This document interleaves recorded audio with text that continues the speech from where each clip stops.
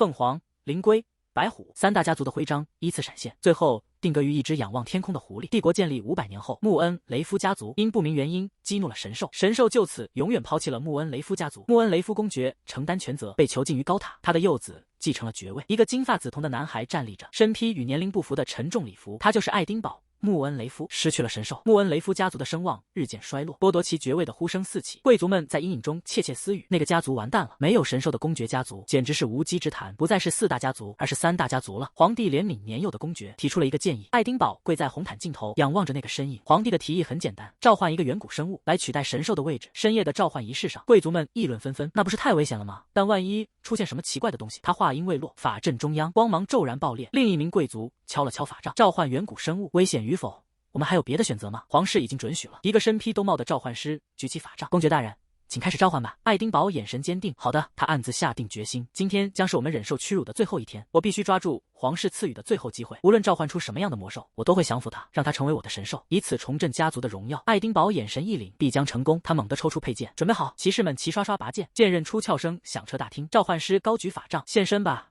远古生物。法杖末端重重砸向地面，紫色的魔法阵瞬间激活，符文如电流般疯狂流转，能量风暴席卷整个大厅。召唤师的兜帽被狂风吹动，骑士们列队肃立。爱丁堡紧握剑柄，他微微侧身，感受着这股压倒性的能量。这股能量究竟会召唤出多么巨大的生物？光芒刺眼，能量爆发到顶点，一声尖锐的叫声穿透轰鸣，噼呀！光芒散去，一只紫色的小生物落在法阵中央，它像一只蝙蝠，又像一只小龙。它揉着惺忪的睡眼，环顾四周，发出一声细微的呜咽。皮！爱丁堡困惑地看着皮，骑士们面面相觑。弱小，这就是远古生物吗？爱丁堡的视线越过剑刃，比想象中小得多，还有点可爱。他立刻收敛心神，所有人不要放松警惕，他可能是在用外表麻痹我们。小生物歪着头，皮呀，他打了个哈欠。什么情况？我还在半梦半醒吗？刚才我还在打盹，这是梦吗？小生物揉了揉眼睛。皮！一名骑士大喊，魔兽在嚎叫。爱丁堡握紧剑柄，全员准备战斗，保持冷静，不要慌乱。小生物突然用力捏了捏自己的脸颊，皮，好痛！小生物泪眼婆娑地站着，皮，好奇怪。阿希尔感觉不到那种兽人的气息，皮也感觉不到任何魔力，他疼得眼泪汪汪。皮，这么说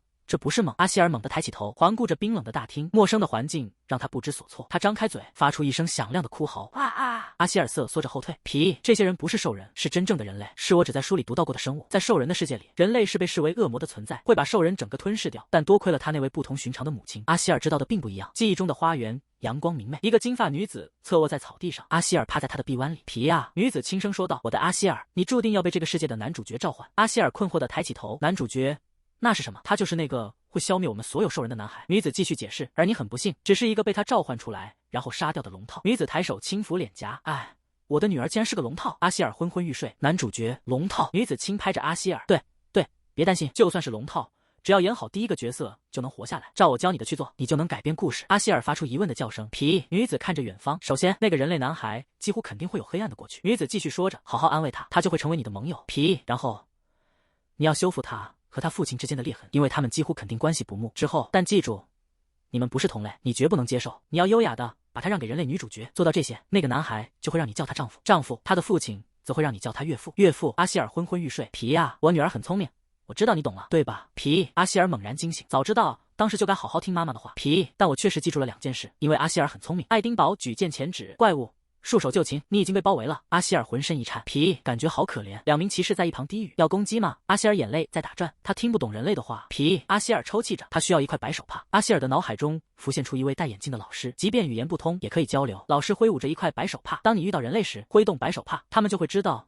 你没有敌意。阿希尔恍然大悟，对了，这是幼儿园学过的。皮，阿希尔从脖子上解下白色领巾，高高举起，他用力挥舞着领巾。皮呀，丈夫！阿希尔再次挥舞。皮呀，皮呀呀，丈夫！丈夫！阿希尔满怀期待地看着爱丁堡，这个男孩是阿希尔的丈夫，男孩的父亲是阿希尔的岳父。爱丁堡惊疑不定，保持警惕，他低声命令，不要放松戒备，可能有大家伙要来了。阿希尔挥舞着白色领巾，皮呀，投降！他更用力地挥舞，皮呀，皮呀呀！阿希尔投降！他哭喊着，皮呀呀！阿希尔闭上眼睛，泪水滑落。阿希尔投降！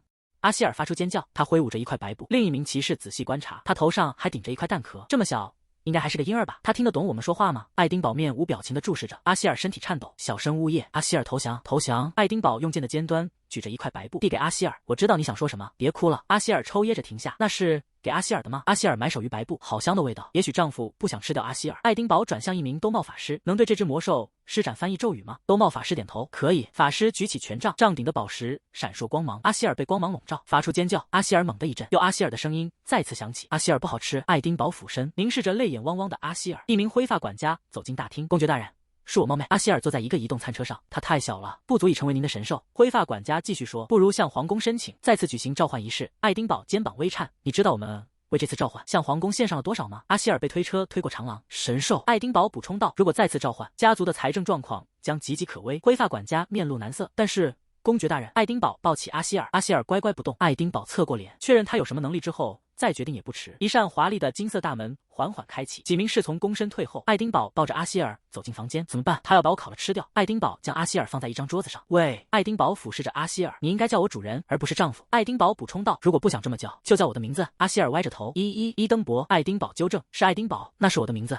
听说人类很野蛮，会把小兽人整个烤熟，但他告诉我他的名字，应该就不会马上吃掉我了吧？阿希尔激动地跳起来，自我介绍，阿希尔就是阿希尔。爱丁堡看着他，好的。阿希尔。爱丁堡俯视着阿希尔，你能做什么？阿希尔困惑地叫了一声爱丁堡设想着可能性，是能瞬间摧毁整个公国的强大魔法，还是拥有巨大的力量？爱丁堡又想，或者你有治愈的能力。阿希尔继续猜测，能预见未来吗？阿希尔摇了摇头。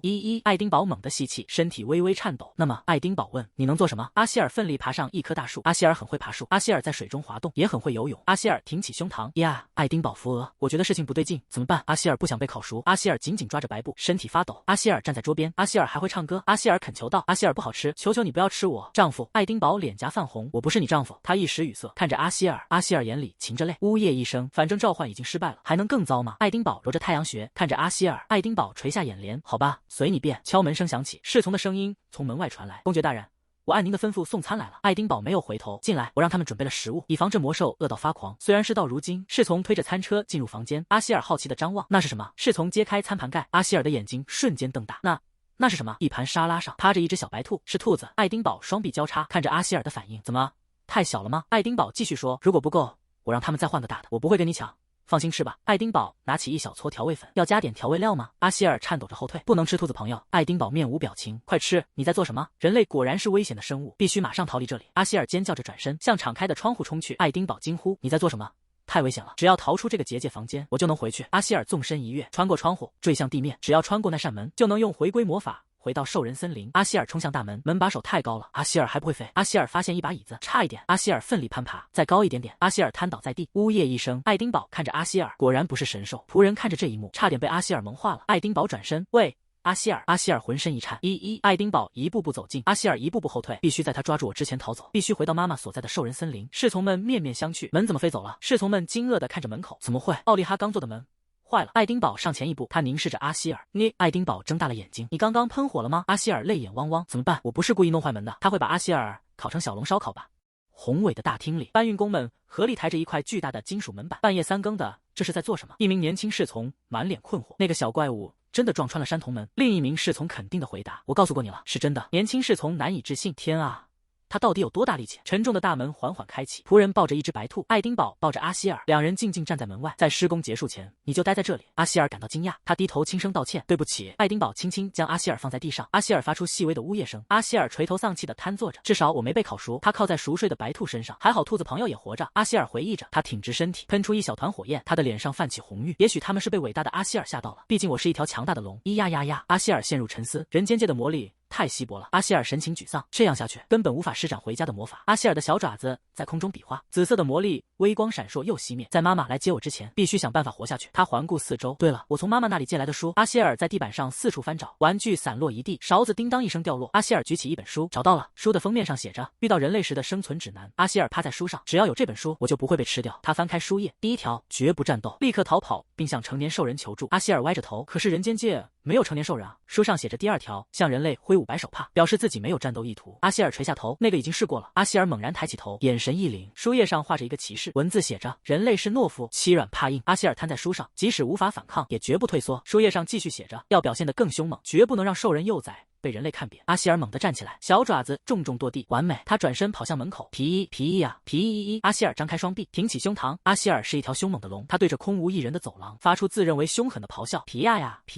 白兔被吵醒，困惑地歪着头，他只是打了个哈欠，又重新趴下睡着了。空旷华丽的大厅，脚步声回响。埃尔凯问下属：“听说召唤出了怪物，我要亲眼看看，为什么不早点告诉我？”下属神情紧张：“公爵大人命令我们保密，直到一切尘埃落定。”埃尔凯不耐烦地啧舌：“真麻烦，所以那个危险的怪物就在这里。”皮鞋踏在地板上，发出清脆的声响。阿希尔被声音惊醒，他从床上跳起来，看到2个人影走近，一个是昨天见过的副官，另一个人是谁？阿希尔用尾巴戳了戳白兔：“喂，兔子，快起来！”埃尔凯俯视着床上的小生物：“所以你们管这个东西叫危险？”阿希尔抬头仰望，埃尔凯的身影笼罩着他，他长得好像我岳父啊！阿希尔灵光一闪：“既然这样，岳父大人。”埃尔凯一脸错愕：“什么？你刚才说什么？”埃尔凯皱起眉：“我为什么要当你岳父？我可没有你这样的儿媳。”阿希尔举起小爪子：“我这么小，身上没有肉。”他急切地挥舞着爪子：“吃了我也填不饱肚子啊，岳父大人，而且兔子朋友也不好吃。”阿希尔歪着头：“皮，但他的确是我丈夫的父亲啊，这里面一定有什么不对劲。”门被推开，爱丁堡走进房间，他低声说：“您来了。”埃尔凯转过身：“抱歉，没能去门口迎接您，要是您提前派人通知。”埃尔凯打断他：“算了。”埃尔凯看着阿希尔：“更重要的是，我活了这么久，还是第一次听到这么荒唐的事。这个小不点自称是我儿媳，怎么回事？”阿希尔看着埃尔凯：“他不是我岳父。”那么说，那个人类？埃尔凯眼神锐利：“他就是妈妈警告过的人。”阳光洒满草地，母亲的声音在阿希尔脑中回响：“到了那里，你要特别小心一个人。”埃尔凯。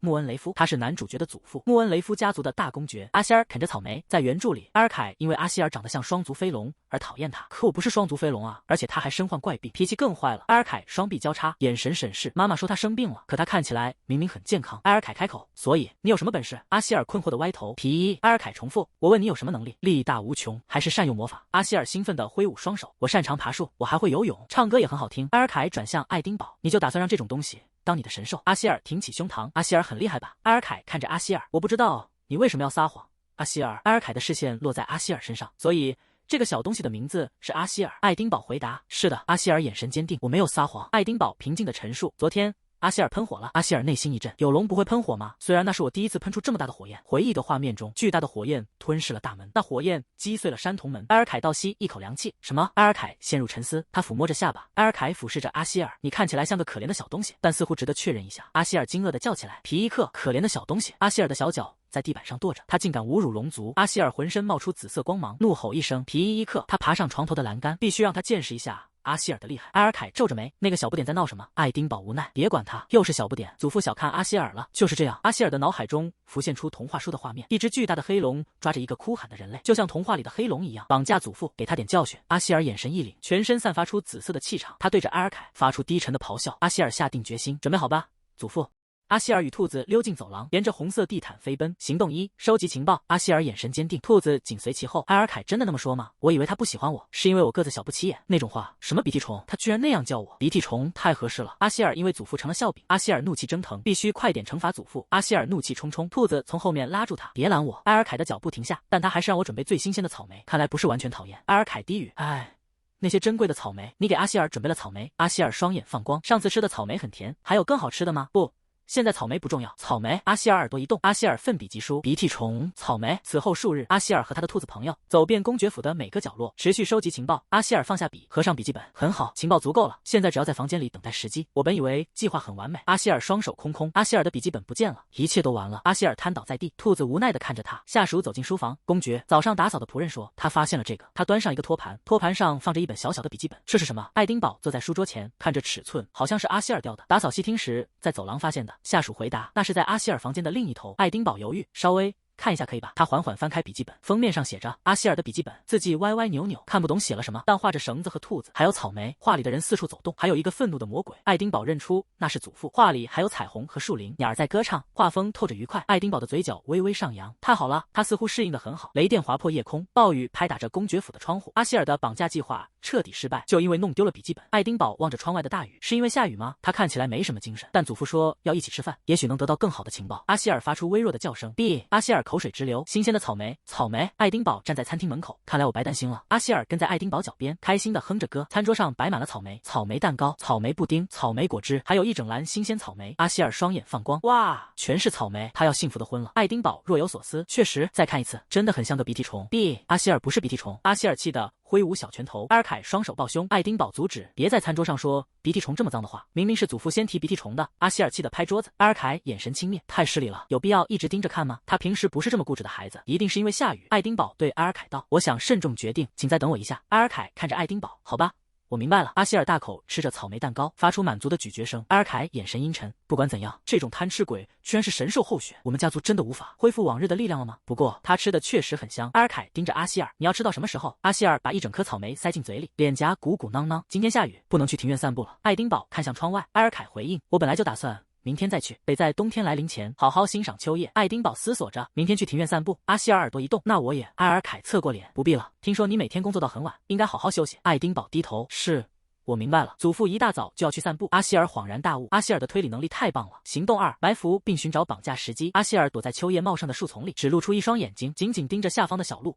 10天后，伊登博与阿尔凯在花园中并肩行。伊登博开口：“你看起来不错。”阿尔凯回应：“还好。”阿尔凯垂下眼帘：“那个家伙，起初我以为是幼龙，仔细一看，更像一只变异的蜥蜴幼崽。”伊登博面无表情：“是吗？如果是小型爬行动物，倒也说得通。”阿尔凯回忆起一个画面，嘴角不自觉地上扬，小家伙抱着草莓，大口咀嚼，脸还没有我的手掌大，那副啃咬的样子真是与众不同。阿尔凯陷入沉默，片刻后，他补充道：“好吧，我承认他很活泼，我的孙子都一丝不苟地称呼我阿尔凯大人，但那家伙却叫我爷爷。”阿尔凯俯身看着婴儿床里的小家伙，小家伙挥舞着爪子，不是爸爸，是爷爷。他头上还顶着那块蛋壳，是留着熬汤用吗？阿尔凯继续自言自语，不管怎么说，真是个有趣的小东西。阿尔凯脸上绽开笑容，他发出爽朗的笑声。伊登博注视着阿尔凯，他当初还问这生物从何而来，现在却已经如此喜爱。伊登博的思绪流淌，也许因为阿尔凯大半生都在战场度过，与子女关系疏远，唯一的孙子又过早成熟。阿尔凯手捂着嘴，脸颊泛红，他显然对可爱的东西毫无抵抗力，哪怕只是一只蜥蜴。两人脚步停下，阿尔凯环顾四周，对了，比安特还没到吗？伊登博回应，他说处理完手头的事就过来。阿尔凯皱起眉头，完成。我听说那家伙毫无主次观念，身为家族元老，召唤了古代魔兽后竟还不露面。阿尔凯下达命令，告诉他不管在做什么，立刻出发。伊登博应声是。一声稚嫩的呼喊传来，爷爷。阿尔凯和伊登博望向声音来源，一只小小的龙形生物正朝他们奔来。阿尔凯的视线追随着阿希尔，眉头微蹙。阿希尔欢快地奔跑着，突然被一个声音叫住，等等。阿希尔，你得跟我来一下。阿希尔停下脚步，歪着头。为什么？阿尔凯转身背对阿希尔，你来了就知道了。伊登博大惊失色，怎么能对阿尔凯大人？阿尔凯抬手制止，语气不容置疑，你留在这儿。伊登博只能顺从。是。阿尔凯走向远方，阿希尔紧随其后。无故叫你过来是要受罚的，这是非常重要，不许去别的地方。阿尔凯的背影坚定，阿希尔紧紧抱住阿尔凯的裤腿。阿尔凯无奈地低头，好了好了，好好走路。也不知道到底是谁跟着谁。伊登博远远看着这一幕，哇，可爱到犯规了！要是我有这么一只小蜥蜴，我肯定会把它宠上天。阿希尔推开厚重的大门，躲在门后，露出一只粉色的眼睛，偷偷观察。成功绑架爷爷了。一座宏伟的庄园处理，爱丁堡召唤了一只弱小的魔兽，这与我何干？比安特坐在书桌前，思绪纷乱。听说召唤出的是一只非常弱小的魔物，真希望它被活活咬死。他猛地握紧手中的羽毛笔，如果反正成不了神兽，就该直接杀了他。他咬紧牙关，那还叫我来干什么？他烦躁地抓着头发。我正忙着建立人脉，巩固公爵的地位。比安特满脸怒容，你该不是真打算把那东西培养成神兽吧？下属道我不这么认为，但据说那只召唤兽喷出了巨大的火焰，所以他们还在观望。比安特疑惑，巨大的火焰？下属肯定的回答，是的，而且还有传言说他徒手摧毁了奥利哈冈大门。比安特闭上眼，轻笑一声，胡说八道，奥利哈冈连爆炸都毫发无损，徒手摧毁？他睁开眼，眼中尽是轻蔑。下属继续解释，我也觉得是谣言，但不能完全无视，因为神兽室正在大规模翻修，没有神兽，他们就疏于管理。比安特嘴角勾起一抹冷笑，年轻人做事就是马虎。下属点头附和，没错，他露出灿烂的笑容，像我们大人这样的人才应该成为公爵。比安特的手猛地攥紧，真希望父亲能有你一半的眼力。他的思绪翻涌，我早该意识到，只有那个英俊能干的哥哥才能成为公爵，那时就该任命我。如果那样，至少会是我。爵位竟被那个年幼的侄子夺走，为什么总是偏袒那个家族？我也是父亲的孩子。几个男人重重踏步，转身走向书架。对了，那只魔兽据说像双足飞龙。下属回应，是的，他们说是长得像双足飞龙的蜥蜴。据说你父亲不会拔剑，他一生都在猎杀双足飞龙，光是听到这个词就让他厌烦。比安特心想，果不其然，父亲带着是为了找机会杀了他。我父亲是个残忍的人。下属开口，不是那样的，据说他是真的喜欢他。比安特猛然转身，什么？那个从未对子孙说过一句好话的人，这算什么胡话？比安特质问，你说过不会把他培养成神兽的，对吧？下属回答，是的，但是比安特将酒瓶重重砸在桌上，但是什么？你带着他就是为了培养成神兽？下属急忙解释，不过如果那东西成为神兽，对我们来说也许是个机会。比安特眼神一凛，什么机会？如果我们的主人以要塞守护者的名义杀了那个生物，再揭露他们竟把那种东西培养成神兽，我们就能废除公爵。下属垂下头，我可能会因为杀死神兽而受到指责，抱歉，我没想那么远。比安特眼中闪过一丝狠厉，但是在他成为神兽之前，杀了他应该就没问题了。下属身体一颤，什么？比安特抬起酒瓶，倒满酒杯，先派一名要塞守护者过去，就说你很快就到，我不能马上过去，就说我先派我的守护者去。比安特端起酒杯，他继续下令：当你到达要塞时，就像上次一样，一只巨大的雄影笼罩着奔逃的人群，利爪闪着寒光，他嘴角扬起，伪装成自毁逃脱，然后在蜥蜴常出没的路上放出守护熊。下属继续发问：要是公爵失去了那只魔兽，再召唤一只怎么办？比安特不屑地回答：他要是有钱，早就召唤了。比安特举起酒杯，呷了一口红酒，沉吟片刻，他眼中闪烁着算计的光芒，只要杀了那只魔兽，他就完蛋了。阿希尔站在埃尔凯面前，得意洋洋，全都绑好了。阿希尔双手叉腰，眼神闪烁着恶作剧的光芒。现在只需让外祖父见识阿希尔可怕的一面。埃尔凯眉毛拧紧，为什么绑成这样？埃尔凯伸手去解绳子，阿希尔猛地扑过去，抱住他的手臂。外祖父，别解开，这是阿希尔努力准备的。阿希尔的眼睛瞬间蓄满泪水。不行！阿希尔转身冲向一只小白兔，叽叽喳喳的叫着。小白兔歪头回应。埃尔凯沉默的注视着那两个在嘀咕什么。埃尔凯面无表情的命令下来。阿希尔趴在埃尔凯的腿上，发出满足的叫声。比比，小白兔被推到一边，发出委屈的叫声。阿希尔挤到埃尔凯腿边，宣示主权，这里是阿希尔的位置。埃尔凯抚摸着阿希尔的头，这是什么柔软的触感？我以为会是坚硬的鳞片，比飞龙的皮还要柔软。埃尔凯的手指轻柔的触摸。阿希尔开口：外祖父，别动。埃尔凯的眼神变得柔和。好的。阿希尔爬上埃尔凯的头顶，开心的哼着歌。比比，比比，声音真清亮，他也许很会唱歌。埃尔凯单膝跪地，伸出手，看着他用小短腿追求，一定很有趣。埃尔凯张开双臂，笑容满面，他爬树很厉害，也许能摘到橡子。埃尔凯的手停在阿希尔头上，外祖父不动了，他陷入了幻想。阿希尔眼神坚定，现在就让外祖父见识一下。阿希尔转过身，气势汹汹。阿希尔凶猛的一面。阿希尔趴在地板上，发出欢快的叫声。比比，铃声响起，一名女仆推着餐车走来。阿希尔，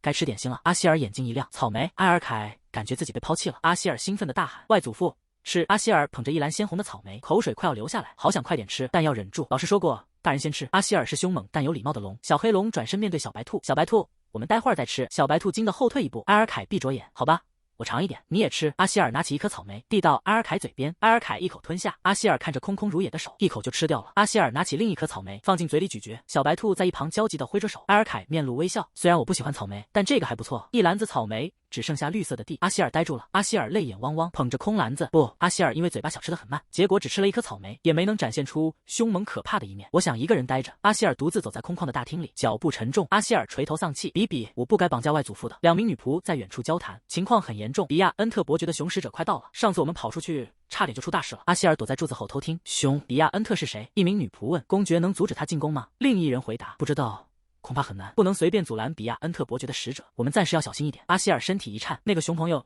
真的那么可怕吗？如果阿希尔斥责那个熊朋友，人类害怕的那个，外祖父会不会觉得阿希尔很厉害？这一次我要成为真正凶猛可怕的龙。比比啊！小阿希尔斗志昂扬，他要变得比熊还可怕。几天后，比亚恩特伯爵的雄使者抵达宫殿，一辆马车缓缓驶入，车轮发出嘎吱声，马车停下，一个巨大的铁笼占据了整个车厢，一只棕熊在里面沉睡。阿希尔坐在花园的桌子旁，爱丁堡双手抱胸，叔叔的熊很危险，现在他睡着了，看起来很平静，但最好还是小心点。爱丁堡继续说，所以现在你应该由一名护卫骑士陪同。阿希尔独自一人就能对付熊朋友。我的丈夫把阿希尔太当孩子看了。阿希尔突然伸手打翻了桌上的杯子。爱丁堡看向他，你弄洒了。一个声音传来，啊，你好。一名身穿骑士服的男子单手抚胸，我是负责护卫神兽的骑士，你可以叫我迪伦。爱丁堡解释，啊，我召唤了护卫骑士，你可能有危险。阿希尔不需要护卫，阿希尔就是阿希尔。迪伦看向阿希尔，是的，阿希尔，我很期待与你合作。小阿希尔低头，比比，有个见证人不是很好吗？这样就能到处宣扬阿希尔打败了熊。阿希尔对熊非常凶猛，如果这个人类骑士看到阿希尔斥责熊，他就会散播谣言，说他是一条可怕的龙。阿希尔的目光落在迪伦紧握的拳头上，拳头在颤抖。这个骑士为什么抖得这么厉害？他冷吗？迪伦脸色发青。蜥蜴的护卫骑士，我还以为穆恩雷夫公爵家是最好的工作地点，小时候被蜥蜴咬伤的创伤还在，现在却要当蜥蜴的护卫骑士。如果现在辞职，我可能会被赶出家门。迪伦闭上眼睛，汗珠滑落，我该怎么办？迪伦转身，我会在训练场附近，有需要随时叫我，保持镇定，这是我克服创伤的机会。除了丈夫和外祖父，人类还是很难相处，但要指定见证人，就必须搞好关系。好的，知道了。阿希尔迈开脚步，他小跑着跟上迪伦，紧紧贴着他的腿。迪伦停下脚步，你要去哪？别担心阿希尔。阿希尔抬起头，骑士去哪儿我就去哪儿。迪伦一脸困惑。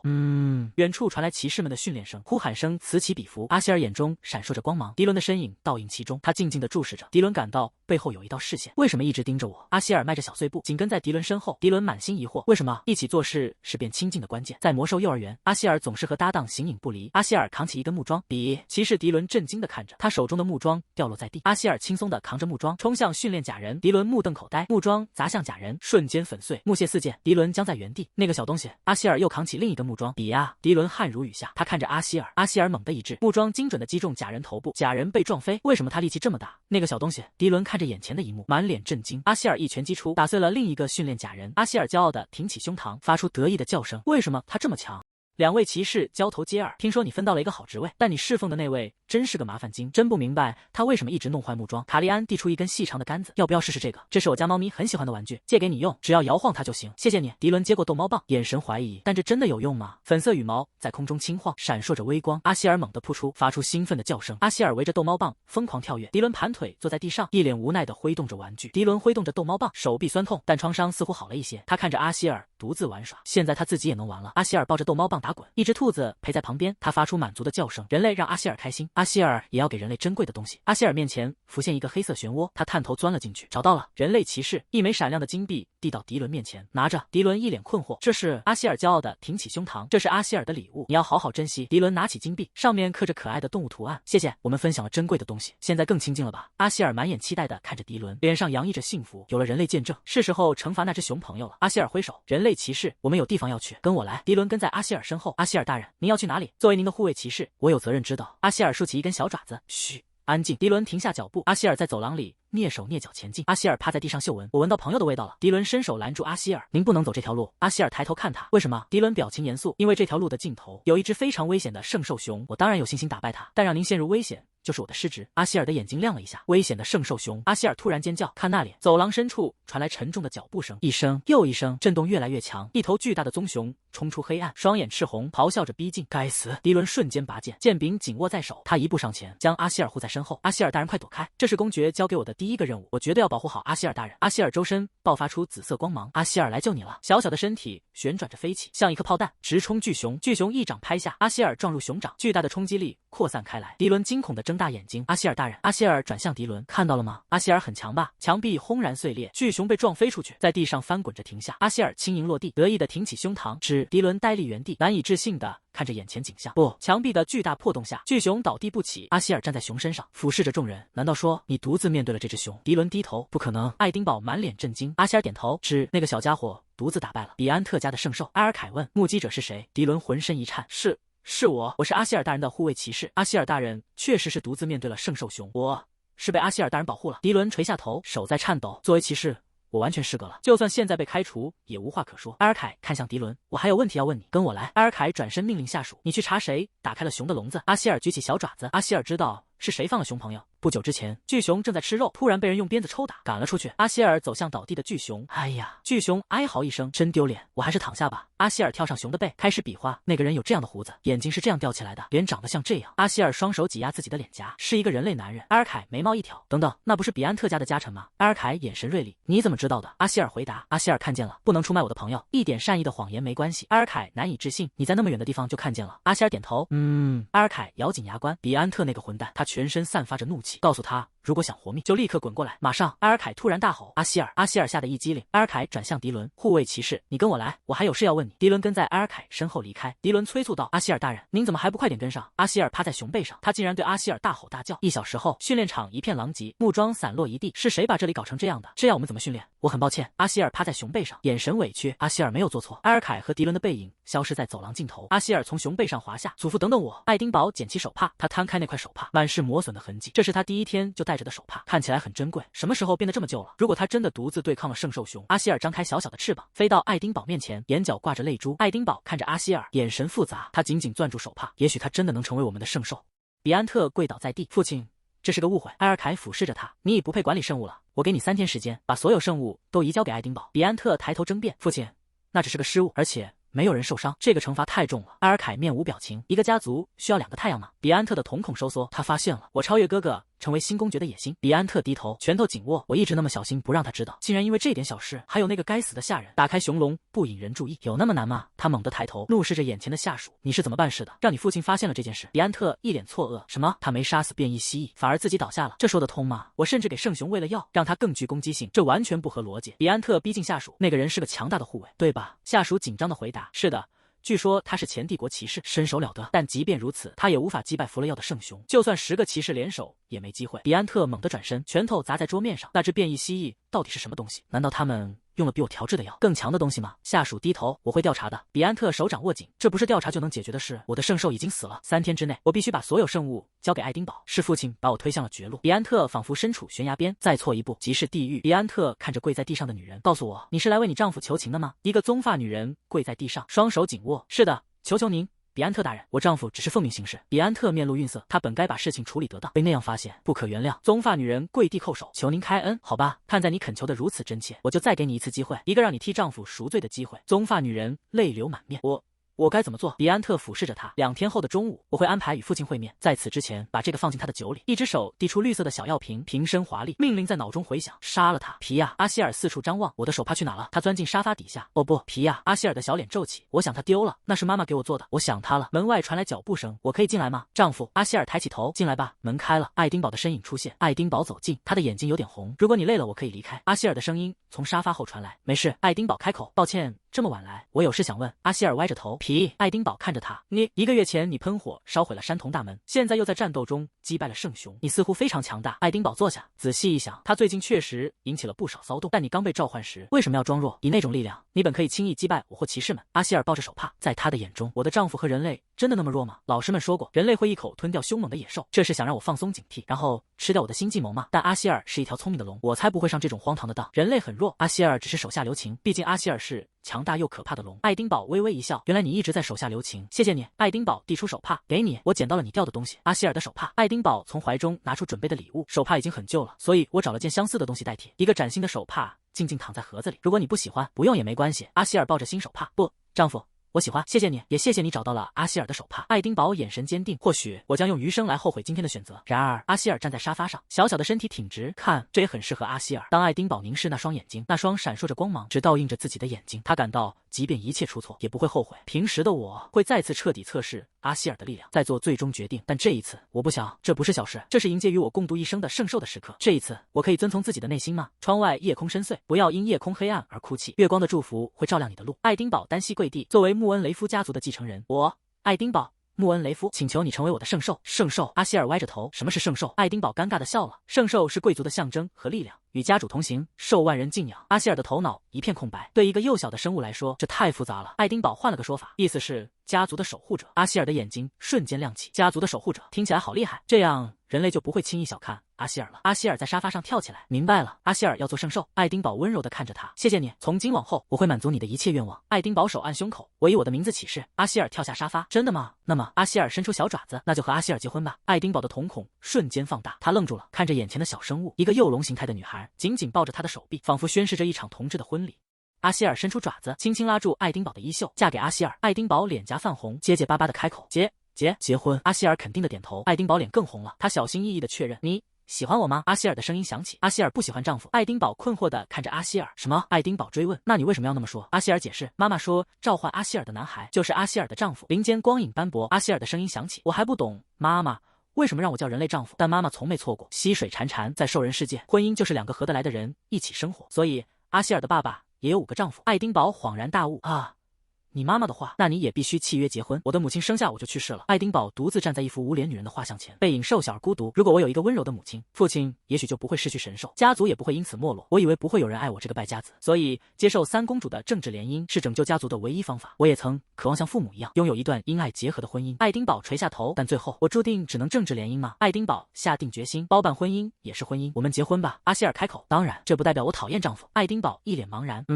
阿希尔认真解释，在阿希尔认识的人类里，你是阿希尔最喜欢的丈夫。阿希尔愣住，我认识几个人类来着？阿希尔陷入沉思。爱丁堡在他身旁安静等待。阿希尔的眼神逐渐放空，一阵轻微的鸣叫响起。阿希尔的爪子动了动，发出细碎的声音。阿希尔展开翅膀，身体发出柔和的光芒。阿希尔回过神，10个。爱丁堡忍俊不禁，扑哧一声笑了出来。他笑着摇摇头，干嘛把他们都列出来？阿希尔张开双臂，欢快地叫了一声。爱丁堡凝视着阿希尔，虽然还不懂你的意图，但我们结婚吧。爱丁堡单膝跪地，郑重地看着阿希尔，只要是你想要的，就算只是10个人里的第1个，那也很了不起了。阿希尔眨了眨眼，结婚是？阿希尔补充道。该睡觉了。爱丁堡的手轻轻盖在阿希尔头上，他站起身，时间不早了，我该走了。爱丁堡转身离去，脚步声渐远。爱丁堡在门口停步，回头温柔一笑，晚安。穆恩雷夫的神兽。阿希尔趴在床上，眼睛快要完全闭合，发出一声轻哼。清晨，穆恩雷夫公爵府邸，餐车轮子发出轻微的滚动声，棕发女人推着餐车，车上摆满了酒瓶。她停在餐厅门口，她拿起一瓶红酒，审视着标签。比安特站在窗边，双臂交叉胸前，管家躬身侍立，向比安特点头示意，万事俱备。我等这一刻等了多久？比安特嘴角勾起一抹冷笑，今天绝不能失败。门外的侍从高声通报，埃尔凯大人到。一双擦得锃亮的皮鞋踏入房间，脚步声沉稳坚定。比安特猛然一惊，等等！比安特结结巴巴地问：你带来了什么？埃尔凯抱着阿希尔，神色平静。这次召唤出来的神兽，我想让你们先熟悉一下，所以就带来了。比安特挤出一个僵硬的笑容，哈哈哈，是吗？你好啊，小蜥蜴。阿希尔立刻反驳，阿希尔不是蜥蜴。比安特暗自咬牙，该死，他为什么要把那只蜥蜴带来？椅子放我旁边。侍女将一把椅子放在埃尔凯身旁，埃尔凯将比安特抱在怀里。比安特亲眼看到这东西，真是令人作呕。比安特眼神阴冷，必须尽快把酒灌进那个老家伙的嘴里。埃尔凯将阿希尔放在椅子上，阿希尔开口，阿希尔喜欢草莓。埃尔凯笑着回应，不只是草莓，你还会得到很多你喜欢的东西。稍等一下，埃尔凯看向比安特，眼神锐利。所以你考虑过把圣水交给爱丁堡了吗？比安特肩膀一僵，是的，我必须给，这是父亲的命令，我必须服从。埃尔凯审视着比安特，是什么让你如此顺从？比安特挤出笑容，父亲，我什么时候不听您的话了？为了大局取悦您不算什么，我也反思了很多。比安特拿起酒瓶，为此我带来了一瓶帝国稀有的美酒，就当是和久未见面的儿子喝一杯吧。比安特将酒瓶递向埃尔凯，酒瓶被重重放在桌上。埃尔凯把手拍在桌子上，够了。埃尔凯瞥了一眼阿希尔，这里有个孩子，喝酒不合适，去拿些葡萄汁来。比安特的笑容凝固了。埃尔凯质问，你想在一个孩子面前喝酒吗？看看他，才刚从蛋壳里出来。比安特勉强维持着笑容，好吧，不过我们父子俩难得一起吃饭，您应该喝一杯。比安特额角渗出冷汗，父亲的话向来是绝对的，我甚至无法反抗他册封哥哥为公爵，现在他又宠着一个奇怪的怪物，我再也受不了了。今天我必须处理掉父亲，从哥哥那里夺回我的位置。比安特挤出更僵硬的笑容，我一直在反省。比安特双手捧着酒瓶，请您喝一杯吧。埃尔凯闭上眼，似乎在思考。埃尔凯睁开眼，看他反省到这个地步，也不算完全没脑子，那就只喝一点。比安特立刻上前，将红酒倒入埃尔凯的杯中，酒液发出咕嘟声。比安特声音颤抖，谢谢您，父亲。阿希尔鼻子嗅了嗅，味道很奇怪，不要喝。埃尔凯端着酒杯，不奇怪，这是酒，等你长大了就懂了。埃尔凯将酒杯凑到唇边，比安特内心呐喊着快喝，快喝下去。比安特脸上挂着扭曲的笑容，内心狂吼，一口气喝光。埃尔凯仰头饮进杯中酒，酒液滑入喉咙。埃尔凯放下酒杯，这味道很奇怪，又苦又刺舌。埃尔凯身体微微摇晃，他皱起眉头，这到底是什么做的？埃尔凯猛烈咳嗽，鲜血从他嘴角喷溅而出。阿希尔惊恐地瞪大双眼，爷爷！埃尔凯身体一软，杯子里有毒，他重重摔倒在地。埃尔凯倒在血泊中，人事不省。阿希尔冲到他身边，爷爷！阿希尔拼命摇晃着埃尔凯，快醒醒！爷爷！阿希尔伸出小爪子，颤抖地碰了碰爷爷的手，爷爷，快醒醒！爱丁堡的瞳孔瞬间收缩，你这是什么意思？医师垂下眼帘，你似乎摄入了天使之泪。天使之泪？是的，据说一滴就能让人毫无痛苦地见到天使，因此得名，致死率极高，几乎没有解药。比安特勃然大怒，别胡说八道了，这个世界上不可能有无解的毒药。比安特扑向床沿，父亲，该喝下他的人是我。比安特的身体不住颤抖，该死的，就该把酒瓶毁掉，那样谁都不会知道是什么毒，要不是那该死的蜥蜴。阿希尔趴在埃尔凯胸口，泪眼汪汪。爷爷！比安特心想，该死的，要不是他，父亲早就被灌下整瓶毒药了。爱丁堡的拳头捏得发白，真的没有解药吗？哪怕只有一丝可能，任何方法都行。医师深吸一口气，其实只有一个办法。爱丁堡猛地跪在床前，有办法？是什么？医师翻开一本古籍，根据古书记载，在神诞日出生的祭司会被授予特殊神力，只需一个手势就能让濒死之人复活。过去的圣女和圣子们据说都是如此，但这种神力持有者100年才会诞生一位。比安特脸色一沉，那存在的可能性几乎为零。爱丁堡眼神坚定，不，上一位圣女去世至今正好100年，也就是说可能存在符合条件的圣子或圣女。医师点头，是的，但这终究只是可能。比安特激动地打断，对，如果真有这样的人，神殿早就大肆宣扬了。与其这样，不如先集中精力抓捕犯人。没有其他解药了吗？医师背过身去，没有。爱丁堡下令，所有人听好，不惜一切代价找到在神诞日出生的祭司。众人齐声应答，是。比安特急切地争辩，不，在那之前我们应该先抓住犯人。爱丁堡打断他，不，找到祭司是第一要务。门被轻轻带上，比安特从门缝中窥视，满脸怒意，傲慢的混蛋，你的时代快结束了，等着瞧。阿希尔抬头望向爱丁堡，轻轻叫了一声皮。比安特大惊失色，什么鬼？这该死的蜥蜴什么时候在这的？不是该死的蜥蜴，是阿希尔。比安特不耐烦地啧舌，滚开！他一脚踢开阿希尔，阿希尔翻滚在地，发出一声悲鸣。比安特大步离去，背影决绝。阿希尔趴在地上，呜咽着。阿希尔揉着屁股，为什么要对阿希尔发火？阿希尔转头望向卧房的方向，丈夫看起来很难过。丈夫答应过要让阿希尔成为月亮咖啡馆的店长。爷爷虽然叫我小不点，但也让我吃了很多草莓，虽然有时是偷来的，但现在想想也无所谓了。爱丁堡坐在床边，泪水滑落。阿希尔也很难过，阿希尔眼眶湿润，丈夫难过，阿希尔也难过。穆恩雷夫公馆笼罩在阴霾下。这样的穆恩雷夫公爵一点也不好，必须救爷爷。可是该怎么救呢？阿希尔独自待在婴儿床里，一个小小的身影蜷缩在角落。阿希尔眼中闪过一道光，想起来了，妈妈读过的书里有提到过，要救爷爷就必须找到女主角，一个见习祭司，粉色头发，和男主角差不多的年纪。不知道她的生日是不是神诞日，但书里说她治愈了别人，那她一定是圣女。对了，草莓就该把酒瓶毁掉，那样谁都不会知道是什么毒。要不是那该死的蜥蜴。阿希尔从随身的小包里掏出草莓和金币。阿希尔要出发了。皮！阿希尔迈开小短腿，在地毯上飞奔。等等！阿希尔猛地刹住脚步，身体前倾，差点摔倒。那个女主角住在哪儿呢？要怎么出城呢？阿希尔垂下头，要向丈夫求助吗？不行，如果女主角治不好爷爷，丈夫会失望的。该怎么办？阿希尔抬起头，看见一个身穿制服的身影，是那个骑士人类。阿希尔眼前一亮，对了，就是他。阿希尔调整表情，露出最灿烂的笑容，一定要尽可能友善。阿希尔迈步上前，骑士人类。迪伦身体一僵，结结巴巴的回应：是的。迪伦浑身颤抖，爬行动物恐惧症又犯了。阿希尔仰起头，你知道祭司住在哪儿吗？迪伦努力保持镇定，除非有特殊情况，大部分都住在神殿。您问这个事？阿希尔转身，阿希尔需要你跟来。迪伦困惑地问，去哪儿？阿希尔头也不回，跟着来就知道了。阿希尔迈开脚步，迪伦犹豫着跟上，这条路是出城的方向。阿希尔大人到底想做什么？马车沿河岸行驶，车轮滚滚向前。迪伦站在窗边，目光沉静。所以我们要找一位粉色头发的见习女祭司，而且她必须和公爵年龄相仿。阿希尔捧着一包草莓，没错。阿希尔举起一颗草莓，给你一个。迪伦瞥了一眼，不用了，谢谢。阿希尔收回草莓，那阿希尔就全吃光了。迪伦眼神锐利，上次把训练场搞得一团糟。回忆中，训练场一片狼藉，阿希尔在废墟中翻滚，还有那次与圣兽的战斗。迪伦盯着阿希尔，这次又想惹什么麻烦？迪伦托腮沉思，你寻找这位见习女祭司，难道是为了？阿希尔紧紧抱着草莓，背过身去。这是秘密。迪伦嘴角微扬，一个秘密。我明白了，这让我非常紧张。迪伦双手交叠，我不知道你为何执意带上见习女祭司，但你最好向她隐瞒身份。迪伦解释，如果神兽亲自现身，带走一名见习女祭司，会引来很多问题。迪伦望向窗外，而且事情很可能不会如你所愿。阿希尔双手叉腰，我现在不能告诉你，因为我还不知道书里的女主角是否真能治好爷爷。马车驶入城堡，车轮声回荡。阿希尔紧闭双唇，阿希尔的嘴巴很严实。马车缓缓停下，迪伦望向窗外，眼神一凝。马车外传来声音，我们到了。阿希尔大人，宏伟的白色庄园处里，喷泉静静流淌。一名灰发神官审视着文件，眉毛拧成一团。这里怎么一个金主都没有？灰发神官猛地拍下文件，为什么我手下的全是贫民窟的孤儿？见习女祭司们大多是贵族子女，本该有成箱的金币流入。他幻想着能中饱私囊，他气得浑身发抖。幸好昨天那个变态来了，丢了点零钱让我照顾那个小丫头。门外传来敲门声，叩叩。一名蓝发神官走进房间，大人。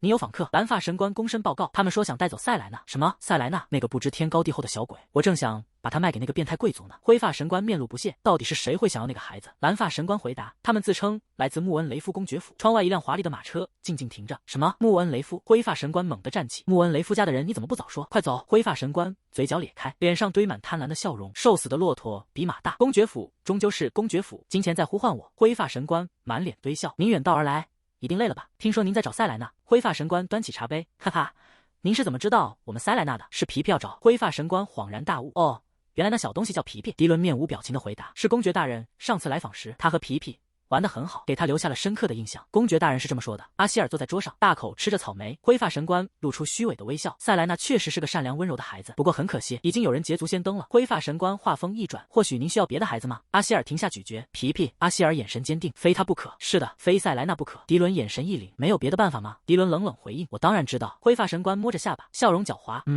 既然双方都想要这个孩子，我该怎么办呢？灰发神官摊开双手，骑士大人，您知道的，我们神殿是孩子们的幸福为最高优先级。灰发神官身体前倾，那您知道幸福从何而来吗？迪伦沉默不语，静待下文。灰发神官露出贪婪的微笑，幸福，他食指与拇指捻动，来自金钱，一个赤裸裸的真理。有了钱，他们能穿上漂亮的衣服，能享用美味的食物。迪伦背影僵硬，青筋暴起，我早有耳闻。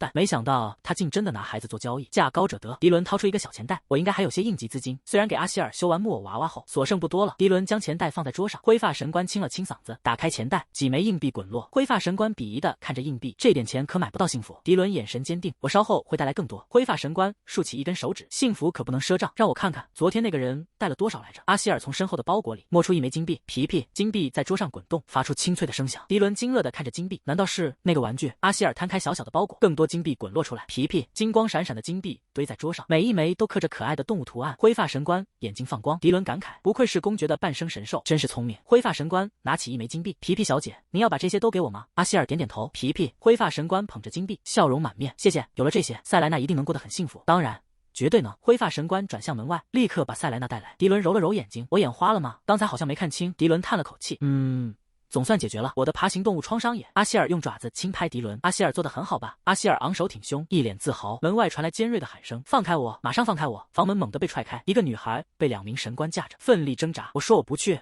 你们这些混蛋！一个粉色头发的女孩被拖拽进来，她眼神愤怒，嘴唇紧抿。见鬼！去死吧！你们这些变态混蛋！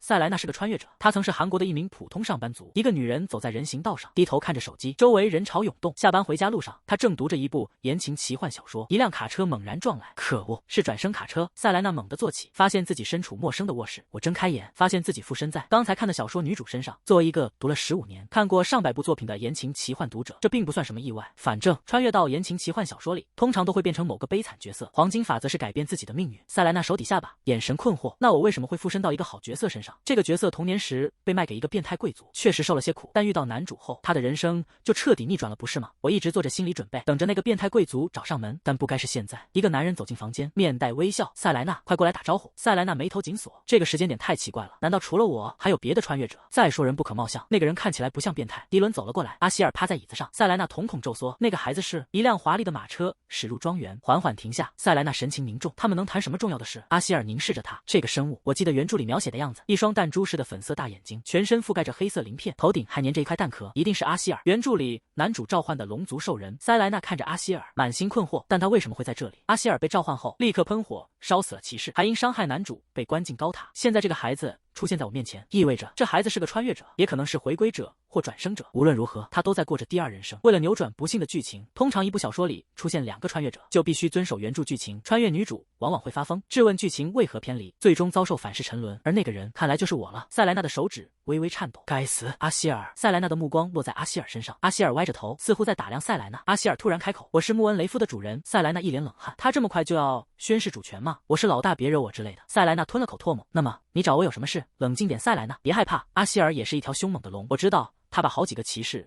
烧成了焦炭。塞莱娜身体一僵，我必须做出选择。塞莱娜双手紧紧攥住裙子，是跟这孩子争夺女主之位，还是隐瞒穿越者的身份活下去？塞莱娜深吸一口气，我决定了，我会乖乖把男主让出去。来之前，妈妈跟我说过，阿希尔是不同的物种，所以要把他好好交给人类女主。听着阿希尔的话，塞莱娜有些惊讶。不久前我记起了，妈妈曾和我拉钩，约定过。塞莱娜眼神狐疑，她现在是想上演一出逃跑戏码吗？就像那种老套故事，为了活命照顾不幸的男主，然后逃之夭夭，结果失去理智的男主疯狂追逐，他似乎想拿我当挡箭牌。塞莱娜抬起一只手，没关系，你不必把他交出来。阿希尔困惑的歪头，皮，反正整个世界都会围着这孩子转，没必要制造无谓的竞争。塞莱娜低下头，稍有不慎我就会没命，所以我……塞莱娜猛地抬头，眼神坚定，我正式辞去女主一职。爷爷，阿希尔来了。埃尔凯躺在床上，面色苍白，不省人事。塞莱娜和另外2名男子站在床边，一名男子开口：“这是见习神官吗？见习神官应该无法使用神力，如果他能用，早就是终极神官了。而且如果他生于神诞日，早就被尊为圣女了。”塞莱娜卷起自己的袖子，我能用，你先出来一下。塞莱娜心想，快点给他解毒，我好上路。爱丁堡沉默地看着他，点了点头。塞莱娜深吸一口气，如果搞砸了，那个龙族穿越者的小爪子，不是前爪会杀了我的，必须把我一直隐藏的力量全部激发出来。加油，塞莱娜！塞莱娜闭上眼，金色的光芒在她头顶汇聚成冠冕。她睁开双眼，神圣的气息喷薄而出，双手间凝聚成耀眼的光球，光芒席卷整个房间。塞莱娜将光球推向埃尔凯，一名男子惊愕地瞪大眼睛，神力怎么可能？爱丁堡的嘴唇微微翕动，拜托了。阿希尔仰头望着金光，双眼闪闪发亮。哇，好闪亮！塞莱娜的侧脸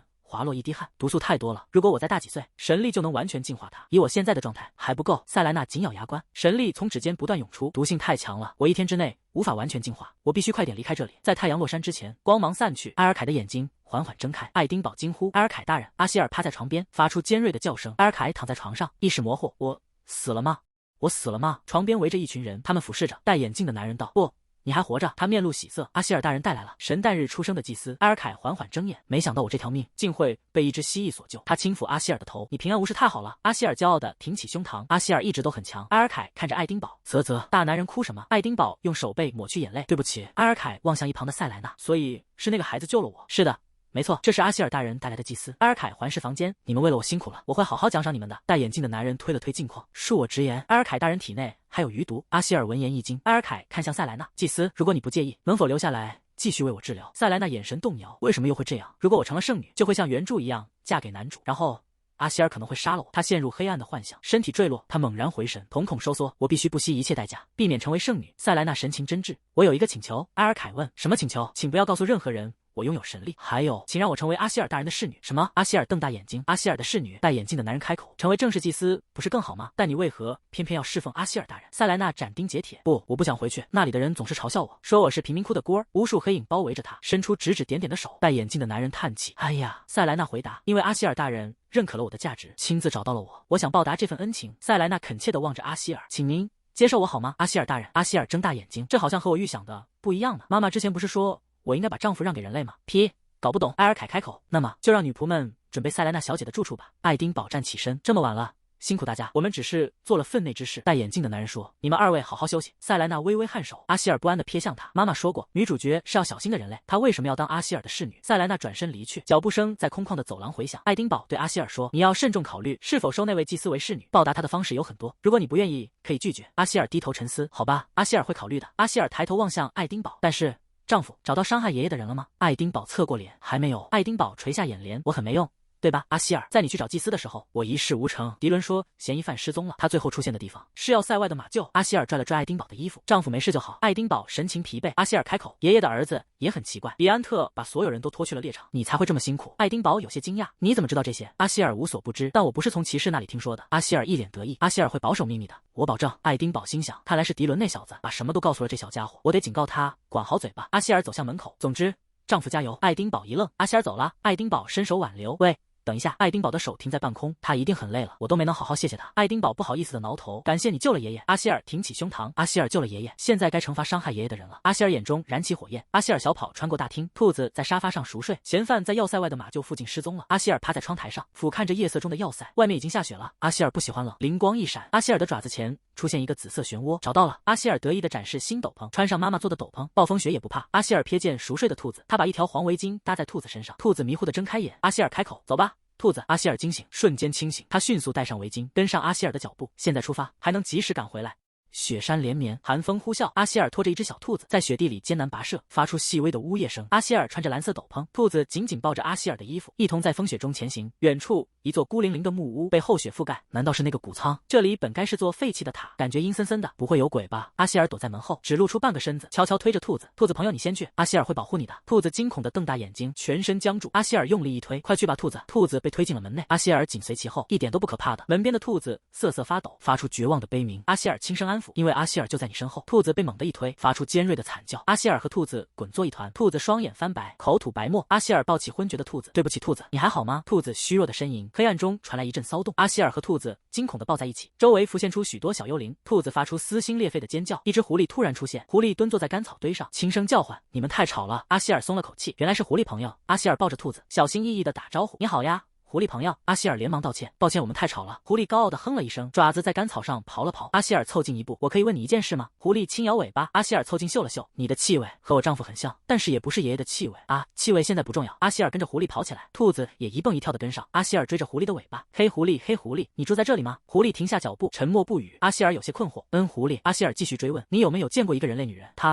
他长这个样子，迪伦给我看过的画像。狐狸静静地看着阿希尔，长这样。狐狸冷冷开口，你长得真丑。阿希尔浑身一震，狐狸转身就走，尾巴一甩。狐狸反问，你为什么要找一个人类女人？是他害我爷爷生病的。阿希尔跟在后面解释，阿希尔要找到他，好好教训他一顿。狐狸突然停下脚步，阿希尔，你就是传闻中的那只神兽，那只丑陋的蜥蜴。阿希尔张大嘴巴，气得浑身发抖。阿希尔不丑，而且我不是蜥蜴，阿希尔是勇敢的龙。狐狸不耐烦地回头，你到底来不来？你说你在找那个女人？阿希尔立刻来了精神，耳朵竖起。狐狸，我们一起走吧。阿希尔和兔子跟着狐狸跑出木屋，雪灵寂静，万物沉眠。阿希尔嗅了嗅空气，这里的丈夫气味好浓，他最近来过吗？狐狸拨开干草堆，一个昏睡的女人躺在里面。狐狸看向阿希尔，带走她，如果你能做到的话。雪地上，女人被拖拽着，留下一道长长的痕迹。狐狸看着阿希尔，力气真大。阿希尔奋力拖着绳索，快点带她去见丈夫和爷爷，他们一定会夸奖阿希尔是勇敢威武的龙。阿希尔哼着小曲，勇敢的阿希尔，威武的阿希尔。两名白袍人踏雪而来，脚步匆匆。一名白袍人一脚踢开积雪，该死，他到底去哪了？早就该处理掉他。另一名白袍人反驳，还不是因为你肚子疼擅离职守。那名白袍人猛地回头，等等，你看那边，是那个消失的女人吗？一个裹得严严实实的人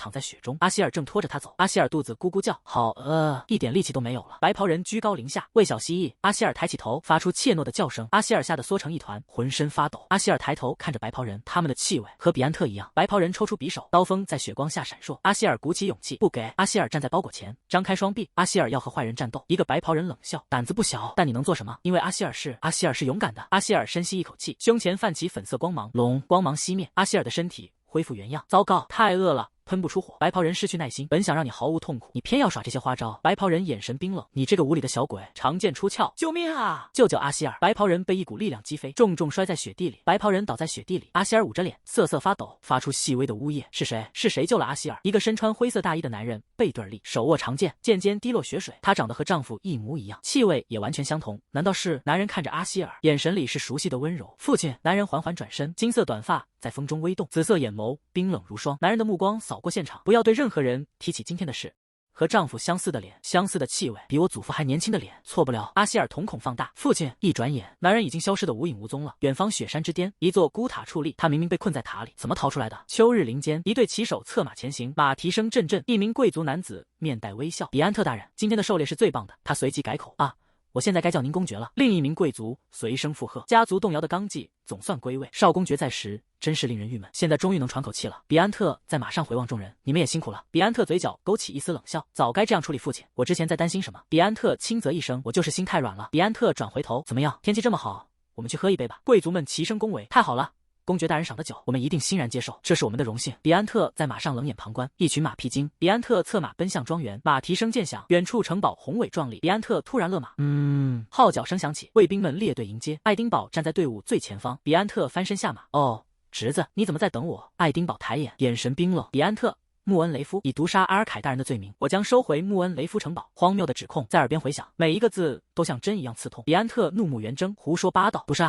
我父亲。比安特嗤笑一声，世上哪有儿子会杀害父亲？爱丁堡眼神坚定，有的。爱丁堡的目光扫过比安特的豹纹领，真没想到这种恶人会穿这种衣服。比安特轻笑一声，你说的话太离谱，我都没法反驳。比安特摊开手，你父亲去世后，你好像疯了，我的忍耐是有限度的。爱丁堡神色平静，凯拉大人还活着。比安特瞳孔一缩，什么？一名贵族匆忙赶来。比安特大人，埃尔凯大人的毒昨天凌晨就解了，他们还抓住了给森林下毒的人。比安特脸色骤变，什么？爱丁堡语气平缓，骑士团虽然还没到，但他们肯定会抓住那个女人。现在投降，我就饶你一命。比安特嘴角抽动，随即轻蔑一笑，饶我一命。比安特环视自己的随从，比安特大人，我们不能就这么撤退。比安特咬紧牙关，眼神阴狠。比安特汗流浃背，毒杀父亲的事一旦暴露，公爵之位不保，性命堪忧。既然如此，比安特神色惊慌，你要做什么？比安特怒视爱丁堡，你竟敢利用病重的父亲来杀我！一名随从插话，父亲病倒固然可惜，但事情总有可为与不可为。另一名随从附和，用叔叔来稳固权力，这种人怎配领导家族？比安特高举长剑，好了，所有人拔剑。比安特剑指前方，见证新穆恩雷夫公爵的诞生吧。爱丁堡眼神冰冷，从此刻起，这些人都是叛徒。爱丁堡拔剑出鞘，剑锋直指比安特。爱丁堡下令，一个不留，刀剑相击，火花四溅。一名随从闷哼一声，爱丁堡剑势凌厉，身形如风，他一人独占数名叛徒。比安特在远处观战，可恶，明明我们人多势众，却完全被压制了。比安特咬牙切齿，再这样下去只有死路一条。比安特转向庄园深处，放出所有神兽。铁笼的门栓被拉开，一只雄鹰展翅高飞，冲向天空。雄鹰尖笑着俯冲，随从惊愕抬头，猎豹如闪电般窜出，奔向战场。爱丁堡脸色凝重，竟敢召唤神兽！爱丁堡大喊：不要后退，反击！一头雄狮用利爪挡住剑锋，金属与角质碰撞，发出刺耳声响。再这样下去，我们会输，就算赢了也会损失惨重。迪伦被雄狮压制，手臂颤抖。阿希尔大人，迪伦呐喊，您那小小的拳头，明明一击就能打飞这头该死的狮子。雄狮怒吼，咆哮声震耳欲聋。雄狮怒吼，迪伦绝望呐喊。阿希尔大人，狮吼震天，尘土飞扬，随从的呼喊被瞬间淹没。阿希尔跃出，皮亚！一道娇小的身影，快如闪电，划破混乱的战场。阿希尔在空中闪耀，皮亚！雄狮猛地一拳挥出，阿希尔却灵巧躲开。阿希尔在空中旋转，卷起一阵旋风。猎豹、雄鹰、雄狮三只神兽同时被旋风击中，纷纷后退。阿希尔挺起胸膛，路上吃了好多野草莓，我现在精力充沛。阿希尔咧嘴一笑，下一个教训谁呢？比安特的随从双腿颤抖，怪物！随从们惊慌失措，四散奔逃。救命啊！比安特脸色发白，喂，你们要去哪儿？快别打了！比安特惊恐的大喊。什么时候？阿希尔不知何时已靠近他的马，比安特拔腿就跑。爱丁堡举起剑抓住他们，脚步声越来越近，比安特心跳加速，无处可逃。一声脆响，剑脱手飞出，战局瞬间逆转。爱丁堡一方占据上风，敌方随从斗志尽失，被逐一俘获。最后的抵抗者比安特也被制服在地，双手反绑，剑锋在阳光下闪烁。爱丁堡高举长剑，欢呼吧，这是我们的胜利！阿希尔猛地抬头，小嘴张开，这是他的胜利！人群的欢呼声猛然炸开，同伴们相视而笑，人群的欢呼此起彼伏。阿希尔吓得瑟瑟发抖，紧紧抓住爱丁堡的头发。爱丁堡察觉到异样，转身看向阿希尔，被欢呼声吓到了吗？阿希尔轻轻点头，爱丁堡安抚地说道，没关系，大家只是太高兴了。爱丁堡将阿希尔抱在手里，温柔地注视着他，目光里满是暖意。他轻声说，谢谢你，阿希尔，这都是你的功劳。比安特懊恼着，满脸伤痕，那该死的蜥蜴，熊族圣水事件，父亲中毒的案子，还有我最后的战斗，一切都因为那只蜥蜴毁了。我们本该提防那只蜥蜴的，而不是父亲。如果我能离开这里，我一定杀了他。脚步声在地牢里回响，停在牢房前。埃尔凯俯视着比安特，是我期待太多了吗？比安特猛然抱起，双手抓住铁栏，这都是你的错。父亲，比安特冲着埃尔凯嘶吼，如果你不止偏袒哥哥，我为家族着想得到了什么？哥哥毁了家族，继承人不就该是我吗？为什么是那个乳臭未干的小子继承了家主之位？比安特紧抓铁栏，青筋暴起，难道我错了吗？埃尔凯声音平静，在决定下一任家主之前，你还记得吗？我曾派你和你哥哥去雪原。凯拉站在雪山前，身旁是年幼的比安特，寒风凛冽。我还清楚记得，凯拉回来时是被人背着的，他自己根本走不动路。埃尔凯反问，你知道他为什么是被人背回来的吗？比安特不屑地回答，因为他体力不支吧，让这种人当公爵简直是疯了。是的，我记得你说过，能在荒原活1个月的人就是下一任公爵。埃尔凯眼神锐利，我想考验你们2个。我派了一个骑士，伪装成领地的落难平民。比安特的表情瞬间凝固，瞳孔收缩，难以置信。你不仅冷酷地赶走了他，还为了防止消息走漏，将他活埋在雪里。一个为了自保抛弃领民的人，我怎么可能让你继承家主之位？而凯拉却慷慨到愚蠢，把自己的食物分给了别人。比安特咬牙切齿，浑身颤抖，他急忙辩解，如果我知道他是我们的领民，就不会那么无情地抛弃他了。我以为他是附近其他领地的人。一声闷响，拐杖重重敲击地面。住口！埃尔凯制止了他。够了！埃尔凯转身，从怀中抽出一把匕首，他将匕首递到比安特胸前，剑柄朝向埃尔凯。埃尔凯眼神冰冷，看在父子一场的份上，我不会亲手杀你，你自己了断吧。比安特脸色煞白。等等！埃尔凯转身离去，脚步声渐远。比安特嘶喊，你怎么能这样对自己的孩子？父亲！埃尔凯停步，原来他还在这里。他抬头望向墙上，一幅狐狸的画像映入眼帘，看来得尽快让他们离开了。埃尔凯叹了口气，转身离开。牢房内，比安特轻笑一声，握紧了匕首。他突然开始狂笑，笑声在地牢里回荡。他跪在地上，双手紧握铁栏。就因为这点小事，就判定我不配当家主？比安特眼神疯狂。如果我早知道，我早就该除掉父亲了。脚步声在石阶上响起，不紧不慢，脚步声越来越近，在牢房前停下。比安特抬起头，是守卫吗？正好，杀了他，抢走钥匙。一个戴着兜帽的身影站在栏杆外，比安特将匕首藏在身后。过来！比安特握紧匕首，再近一点。兜帽人影缓缓靠近，摘下兜帽，露出一张熟悉的脸。兜帽人影轻声呼唤：“比安特！”比安特愣住了，这个声音，哥哥！比安特跪倒在地，匕首从手中滑落。哥哥！凯拉俯视着牢房里的弟弟，眼神平静。好久不见，弟弟。凯拉神情淡漠，好久不见，我的弟弟。比安特看着因触怒神兽而被囚禁高塔、失去所有力量的哥哥，他为什么会在这里？凯拉缓步走近，如果就这样丢下你，只会后患无穷。比安特慌乱伸手，等等！凯拉不为所动。哥哥！凯拉抽出腰间的剑，听我说。比安特瞳孔骤缩，就一下，剑锋穿透胸膛，血色染红视野。比安特颤抖着开口：哥。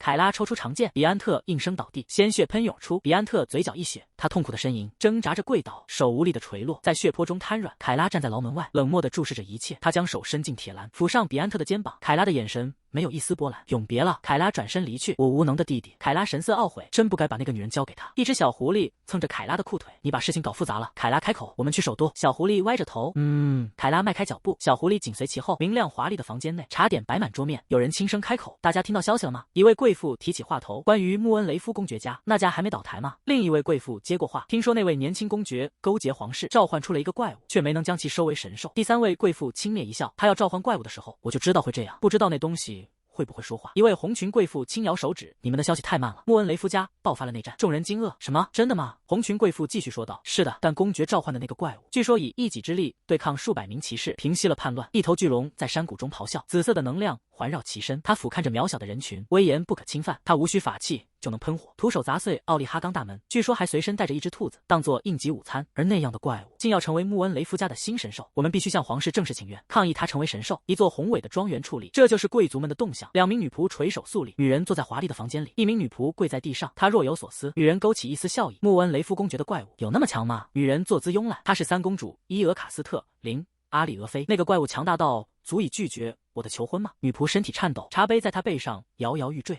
是的，他快抽筋了。伊俄卡斯特眼神一凛，他猛地站起，女仆惊叫一声，摔倒在地，茶杯碎裂。贵妇们面露惊恐。天啊！那样的。粉裙贵妇难以置信，既然怪物那么强大，她为什么不早点收为神兽？因为她想引诱比安特，让他们放松警惕。红裙贵妇怒不可遏，那绝不能接受，她竟敢把来历不明的怪物当成神兽。伊俄卡斯特居高临下，连主人的杯子都端不稳。伊俄卡斯特面色阴沉，这份罪过，他指向女仆，就用死来偿还。女仆被2名侍卫架住，她惊恐的哀求：“请饶了我，殿下！”女仆跪在地上，瑟瑟发抖。伊俄卡斯特坐在沙发上，我想亲眼看看那个怪物有多强。女仆们面面相觑，不敢作声。一名女仆内心焦急，不回答就会因无视公主被处死，怎么办？她鼓起勇气：“公主殿下生日宴将至，不如送去邀请函。”伊俄卡斯特微微一笑，真是个好主意。女仆松了口气。伊俄卡斯特收敛笑容，但是我需要一个寒酸的理由，去召唤穆恩雷夫家的怪物吗？他眼神冰冷，你也一并处死。女仆瞳孔放大，满脸惊恐。女仆瘫倒在地，我犯了死罪，求您饶命。女仆浑身颤抖，泪流不止。伊俄卡斯特鼓起脸颊，咯咯的笑起来。你为什么这么害怕？女仆跪在空旷的大厅中央，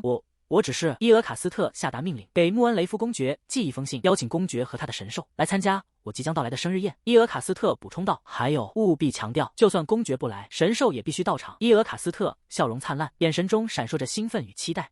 2名女仆面露惊色，什么？一名卫兵猛地回头，你说什么？另一名卫兵确认消息，三公主殿下寄来一封信。埃尔肯与爱丁堡相对坐，阳光正好。埃尔凯双手交握，爱丁堡，你是在和三公主交换情书吗？阿希尔默默咀嚼，原来如此，我明白了，就像我妈妈一样，我的目标是和很多兽人结婚，所以我的丈夫也可以。爱丁堡汗颜，不，我从未和他交换过情书。那公主为何要指明寄邀请函给我？或许是因为我拒绝了政治联姻。埃尔凯一脸震惊，什么政治联姻？三公主向你求婚了？爱丁堡平静地回答，是的，我的丈夫和人类公主是那种关系吗？爱丁堡端着茶杯，不用担心，我已经有了婚约者。埃尔凯一口茶喷出，满脸惊愕，婚约者和谁？他怎么能面不改色的说出这种话？阿希尔眼神飘忽，我们还没签合同，等事情都解决了，我会告诉你的。合同？那个人到底是谁？我得亲自去看看。阿希尔低下头，是的，很离谱，他是个很离谱的人。爱丁堡嘴角微扬，不是的，我真心觉得这是门好亲事。不过我确实打算去趟首都，必须汇报内战情况以及神兽的诞生，所以公主的宴会我得参加，但我不确定这小家伙能不能应付那位暴力的公主。阿希尔突然兴奋地挥舞翅膀，阿希尔想见人类公主，咿呀咿呀。从那天起，所有人都对阿希尔俯首称臣，所以如果阿希尔现在模仿那位暴力的公主，阿希尔会成为一条真正的猛龙，喷出火焰，让所有人都承认我。繁华的街道，人来人往，阿希尔兴奋地大叫，咿呀！爱丁堡跟在阿希尔身后，腰间的剑鞘轻轻摆动。一位贵妇人从马车上走下，珠光宝气。阿希尔的目光被吸引，阿希尔双眼放光，紧盯着贵妇。啊！阿希尔指向一位路过的贵妇，就像我丈夫送我的礼物一样。埃尔凯俯身询问礼物。埃尔凯兴奋地展示一块白布，爱丁堡羞红了脸。埃尔凯默默转过头，他什么时候？埃尔凯抱起阿希尔，既然出来了，就给你买点东西吧。一行人走向一家珠宝店，走吧，我们进去。橱窗里珠宝流光溢彩，钻石项链闪耀，蝴蝶胸针精致。阿希尔戴上戒指，戴上手镯，戴上项链，浑身珠光宝气。阿希尔漂亮吗？爱丁堡心想，这尺寸正好适合弄丢。女店员微笑着，没有比这更小的了吗？我来是为了给埃尔凯大人解毒。埃尔凯耸耸肩，好吧，弄丢了再给你买一个。塞莱娜摆手，不，埃尔凯大人，我会付钱的，没关系。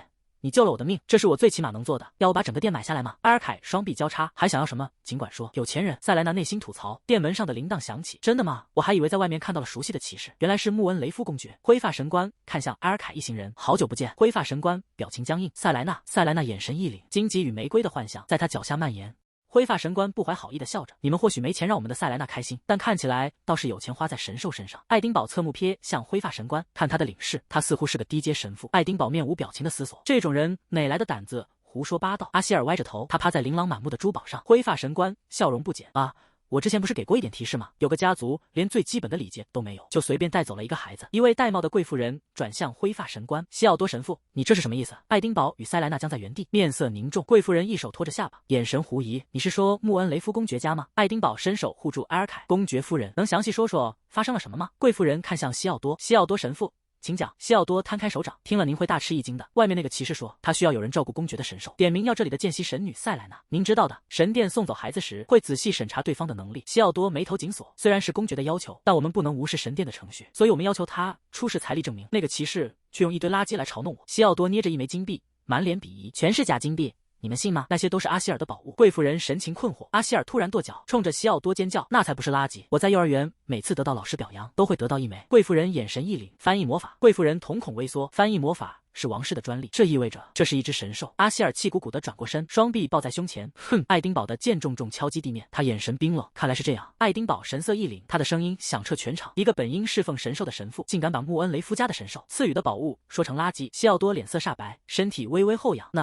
那是。贵妇人见状也不再理会西奥多。西奥多冷汗直流，那是因为当时我只知道那是公爵的宠物，并不知道是神兽。爱丁堡双臂交叉，冷冷的质问：所以你就认为我的宠物给你的是一堆垃圾，还是说你瞧不起我的神兽？因为他没有继承上一代神兽的血统。阿希尔的小翅膀扇动，他指向灰发神父：如果你不用，就还给阿希尔。西奥多瞬间石化：我扔了。阿希尔瞬间暴怒，发出凄厉的尖叫，他身体一软，直挺挺的向前倒去。塞莱娜转向爱丁堡：不如我们现在就把他送到神身边吧。西奥多大惊失色：等等！西奥多跪倒在地，他双膝重重砸向地板。我会做一个一模一样的袋子还给您。爱丁堡垂眸，里面装了什么？玩具金币、破损的棋子、碎粉末，还有奇怪的鹅卵石。阿希尔垂头丧气，算了。阿希尔蔫蔫的坐下，新做的就不是阿希尔的宝物了。西奥多猛地抓住贵妇人的裙摆，夫人，救救我！贵妇人双臂交叉，冷漠地俯视着他。西奥多苦苦哀求，就这一次。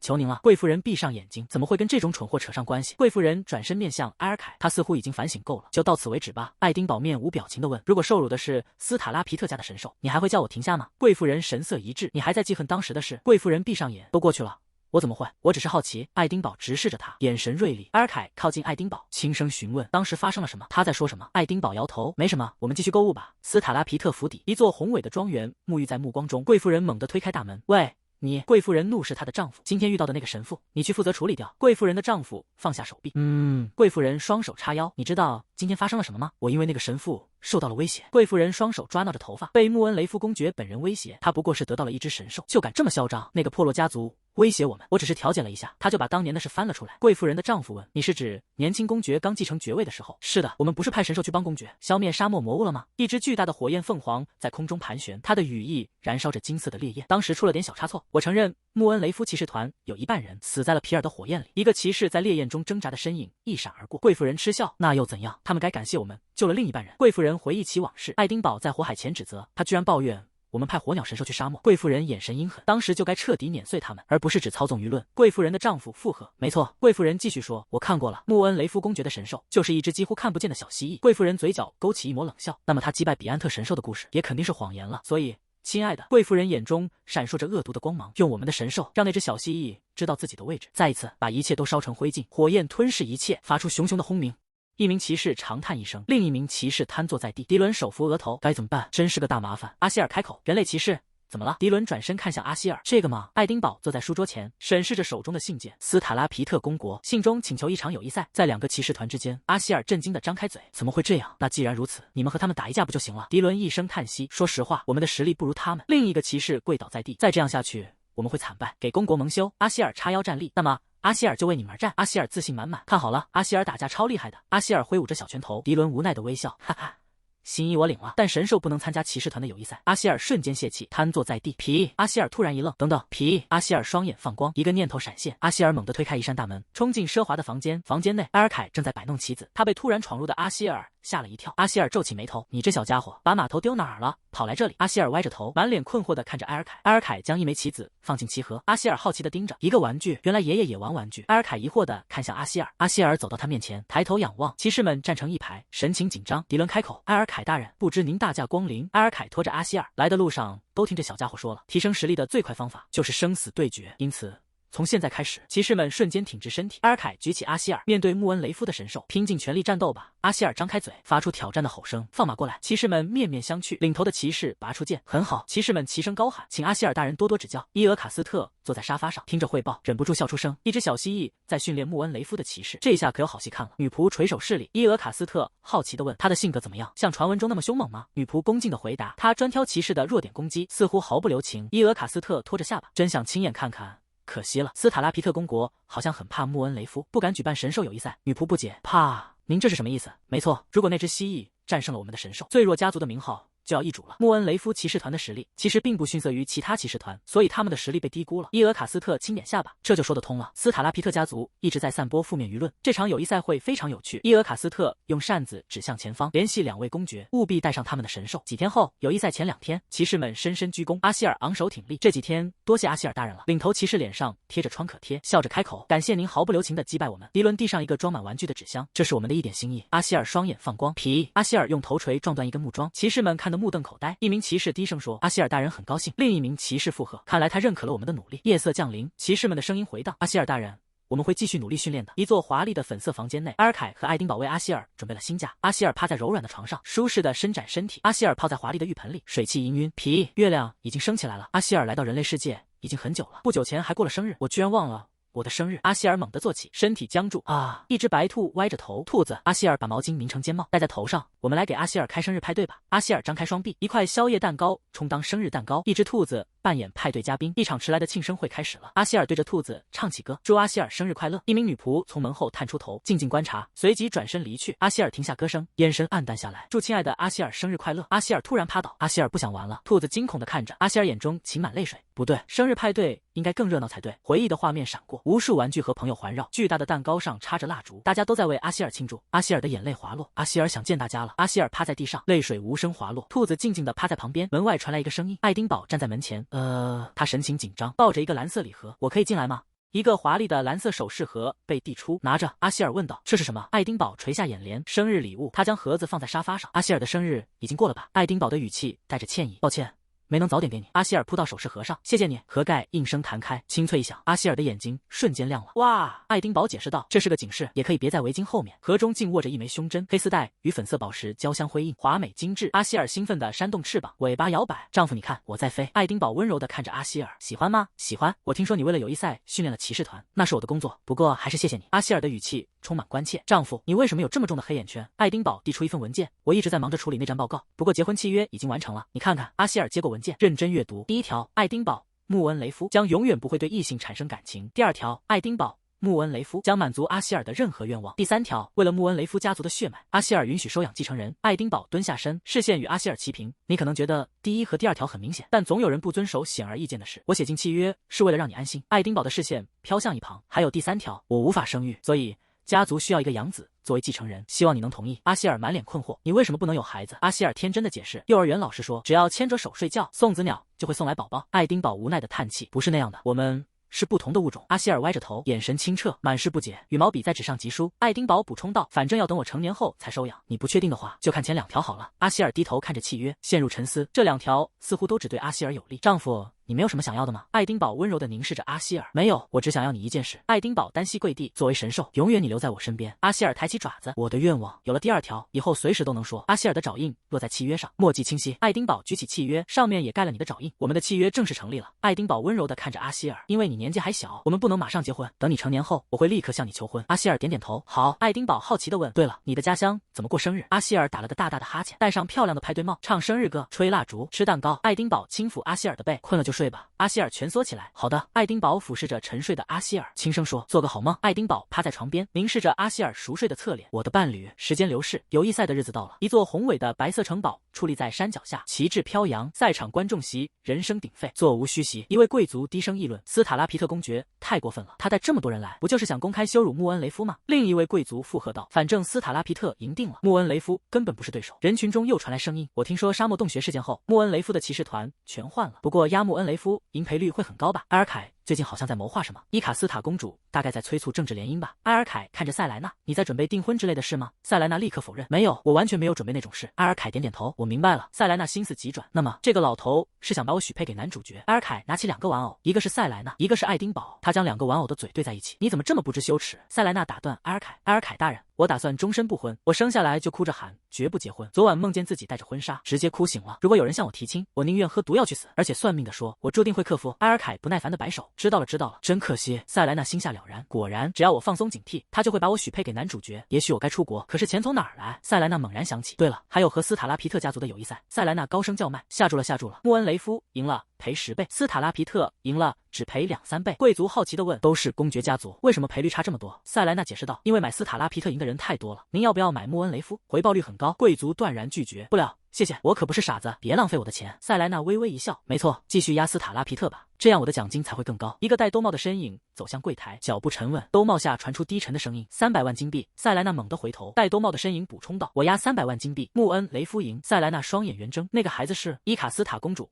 那个孩子是伊卡斯塔公主。塞莱娜猛然抬头，伊俄卡斯特站在面前，她双臂交叉，带着一丝浅笑。为什么公主会来这里下注？难道他对穆恩雷夫那么感兴趣？不，他一定是根据安插在公爵家的眼线，推测穆恩雷夫会赢。塞莱娜暗自思忖，在原作里他也是个巨大的障碍，看来在这里也会很棘手。塞莱娜瞬间变脸，她双手交握，笑得灿烂无比，压了300万金币，谢谢。贵族站在塞莱娜身后，轻蔑地叹了口气，真是钱多的没处花。贵族继续嘲讽，在输家身上压300万，还不如直接送给乞丐。伊俄卡斯特嘴角勾起，是在说送给乞丐，还是在说你自己？贵族勃然大怒，什么乞丐？那我押350万金币在斯塔拉皮特身上。伊尔卡斯特轻声宣布，我押400万金币，总要比乞丐多一点。贵族气急败坏，什么？那我押500万。塞莱娜双眼圆睁，赌注瞬间疯狂飙升，她难以置信的看着眼前的一切，金币和钞票如雨般落下。塞莱娜欣喜若狂，太不可思议了。她张开双臂，仿佛拥抱一座金山。伊卡斯塔公主最棒了，太帅了！祝您万寿无疆！就算主角是阿希尔，也祝您万寿无疆。主持人走向阳台，他张开手臂，各位久等了，比赛现在开始。观众席上，斯塔拉皮特胜券在握的看着这一切，爱丁堡面无表情，欢呼声响彻云霄。宏伟的竞技场矗立在蓝天下，迪伦走向赛场中央，背影孤傲。5局3胜制，这将是一场漫长的战斗。他手握剑柄，作为第一个出场的人，我更要好好表现。他眼神坚定，为了阿希尔小姐的荣誉，我绝对不能输。主持人高声宣布，现在入场的是穆恩雷夫的第一位挑战者，迪伦骑士，他的对手斯塔拉皮特的骑士戴蒙德。戴蒙德嘴角轻扬，迪伦，你还有爬行动物恐惧症吗？就是因为这个，你才从帝国骑士团逃走，躲到穆恩雷夫那个失败者俱乐部。迪伦怒目而视，戴蒙德，拔剑吧！迪伦侧身，我会让你看看我在穆恩雷夫改变了多少。迪伦猛地拔剑出鞘，剑锋闪烁寒光，太不可思议了！迪伦高举长剑，他赢了。戴蒙德跪倒在地，观众席上的人们面露惊愕，这不可能！最终比分3比0，穆恩雷夫完胜。计分板清晰地显示着结果：穆恩雷夫3，斯塔拉皮特0。阿希尔抱着爆米花，心满意足地看着，阿希尔的荣誉保住了。斯塔拉皮特猛地站起，酒杯险些捏碎，这不可能！穆恩雷夫公爵一定操纵了比赛，他愤怒地咆哮，否则我们不可能输。我们这边可是有魔法剑士。爱丁堡嘴角噙着一抹淡笑，阿希尔瞪大双眼，嘴里塞满了爆米花。阿希尔哼着小曲，丈夫看起来很开心。斯塔拉皮特浑身颤抖。主持人站在台上，亲爱的观众们，所有比赛现已结束。观众们纷纷大喊，让剩下的人也打一场。我把全部家当都压在斯塔拉皮特公爵身上了。观众席上一片沸腾。对，你们在无视观众吗？主持人弯下腰，被扔上来的杂物砸中，他艰难地维持着微笑。感谢各位的慷慨支持，今天的友谊赛到此结束。伊尔卡斯特开口，等等，他缓步穿过人群，走向场地中央，身后跟着2名士兵。棕发男子目瞪口呆，那个人是？主持人躬身行礼，伊卡斯塔公主，第3公主殿下。伊尔卡斯特取下兜帽，蓝色长发倾泻而下，他嘴角含笑，还有这么多人想看，你们凭什么就这样结束？斯塔拉皮特的贵族们纷纷跪下。公主殿下说的对。阿希尔惊讶地张大了嘴，所有人都跪下了。爱丁堡单膝跪地，连丈夫都跪下了。原来那个人就是传说中凶猛的公主，她太帅了。阿希尔双眼放光，翅膀兴奋地扇动。阿希尔也想像公主一样凶猛。伊尔卡斯推手托下巴，我们可以继续，但有个问题，2个骑士团的实力差距太大了，再比下去结果也是一样。伊尔卡斯推眼中闪过一丝光芒，有了，这里不是有2头神兽吗？为了增加家族间的和谐，来一场神兽友谊赛如何？爱丁堡眉头紧锁，人群开始骚动。那个疯狂的公主想拿我的神兽当怪物测试仪。爱丁堡低头开口，恕我直言，我拒绝，这样的临时对决并不妥当，而且这里没有安全措施，神兽相斗会酿成大祸。伊尔卡斯特胸有成竹，别担心，我们从皇宫带来了宫廷法师，可以设置结界。爱丁堡语塞，这他无言以对。红发人站起来开口，就让他们打一场吧。斯塔拉皮特震惊地看着他，快坐下。红发人无所谓道，不就是打一架？他迈步走向场地，别争了，直接开始吧，只要打败穆恩雷夫的神兽就行了，你们都同意吧？有人猛然抓住他的手臂，坐下。菲亚，斯塔拉皮特面露惊慌，这不是你想的那么简单。菲亚轻哼一声，不简单就把它变简单。他抬起头，嘿，穆恩雷夫的神兽。菲亚喊道，我是斯塔拉皮特的神兽菲亚。菲亚指向远处，出来跟我打一场。斯塔拉皮特大吼，菲亚，阿希尔知道，如果我不出去，阿希尔的荣誉就要扫地了。阿希尔挺直身子，我是穆恩雷夫的首领阿希尔，敢找阿希尔的茬，你们就给我小心点。菲亚眯起眼睛，太小了，看不见。嘿，穆恩雷夫的神兽是吓到不敢出来了吗？菲亚继续挑衅，猜你已经逃跑了吧？爱丁堡低下头，一脸无奈，很抱歉让你们失望了。爱丁堡将阿希尔举到胸前，我的神兽就在这里。阿希尔挺起胸膛，没错，就是我。众人面面相觑，一片愕然。那个几乎看不见的小东西，那个像蜥蜴一样的小玩意，这就是穆恩雷夫的神兽。传闻它会喷火，还能生吞兔子，看起来倒像是会被兔子吃掉。菲亚用手指掏了掏耳朵，除非穆恩雷夫公爵疯了，那只闪闪发亮的秃头蜥蜴真的是他们的神兽吗？菲亚双手抱胸，嘿，我有个问题。阿希尔问。什么？菲亚问。你是个秃头就不能叫秃头吗？菲亚指着阿希尔，笑得开怀。那根本不是你的头，要是掉下来你就真的秃了。阿希尔气得发抖。好吧好吧，阿希尔是秃子，但谁也不准说阿希尔是秃子。菲亚轻笑一声，嘿，你知道吗？神兽越强，瞳色就越接近发色。可是你……阿希尔恼羞成怒，闭嘴！看台上的人们窃窃私语，那就是传说中的神兽吗？看起来菲亚扇扇翅膀就能把它吹飞。另一些人附和，气势上已经输了，难道还要继续吗？斯塔拉皮特皱眉，听说那个东西打败了几百名骑士，果然是谣言吧？看来舆论又倒向我们了。塞莱娜咬着指甲，脸色阴沉，他到底在干什么？比赛都开始了，他却只顾着生闷气，摆弄自己的头。阿希尔双手抱头，一副垂头丧气的样子。塞莱娜双手拢在嘴边，用力大喊：阿希尔小姐，我知道怎么让头发长出来，恰好秃头协会会长就在附近。阿希尔眼睛一亮，塞莱娜继续喊道：在我家乡，头发越少的人就越强大。阿希尔双眼闪烁，自信满满。塞莱娜挥舞手臂，阿希尔小姐加油！秃头会长急切地探出身子，小姐请告诉我秘诀。小姐，塞莱娜转身跑开，秃头会长追了过去。塞莱娜大喊：“别跟着我！”秃头会长苦苦哀求：“请告诉我吧。”菲亚不耐烦的咂嘴，本来可以轻松解决的。菲亚的头发燃起火焰。嘿，菲亚抬眼，放马过来！一名解说员握拳惊呼：“天啊！穆恩雷夫的神兽！”他激动地解说：“穆雷恩夫的神兽正以惊人的速度冲向对手。”阿希尔猛地撞向菲亚，菲亚被远远撞飞，菲亚踉跄后退，在竞技场边缘勉强站稳。菲亚眼神错愕：“等等，我差点就因为出击而输了吗？”阿希尔愤怒地高举双臂：“怎么样，见识到我的厉害了吧？”菲亚的脸在火光中扭曲，区一个秃子，竟敢羞辱我！菲亚浑身燃起烈焰，眼神凶狠：“我不会在手下留情了！”烈焰涡旋升腾，观众席一片惊呼，那是神兽菲亚的真身。火焰中，一只巨大的火凤凰展翅而出，威严地斡旋于空中。菲亚居高临下的傲视着阿希尔：“嘿，秃子，你要是赢了我，我就一辈子叫你大姐。”虽然那是不可能的。爱丁堡坐在席位上，手掌握紧了扶手，对不会飞的阿希尔太不公平了。爱丁堡眼神焦虑，早该提醒他别中挑拨的。一股更为炽热的能量爆发，光芒吞噬了竞技场。火凤凰引颈长啸，烈焰焚天。爱丁堡惊恐起身，快躲开！阿希尔抬起头，看着迎面而来的巨大火球，眼神呆滞。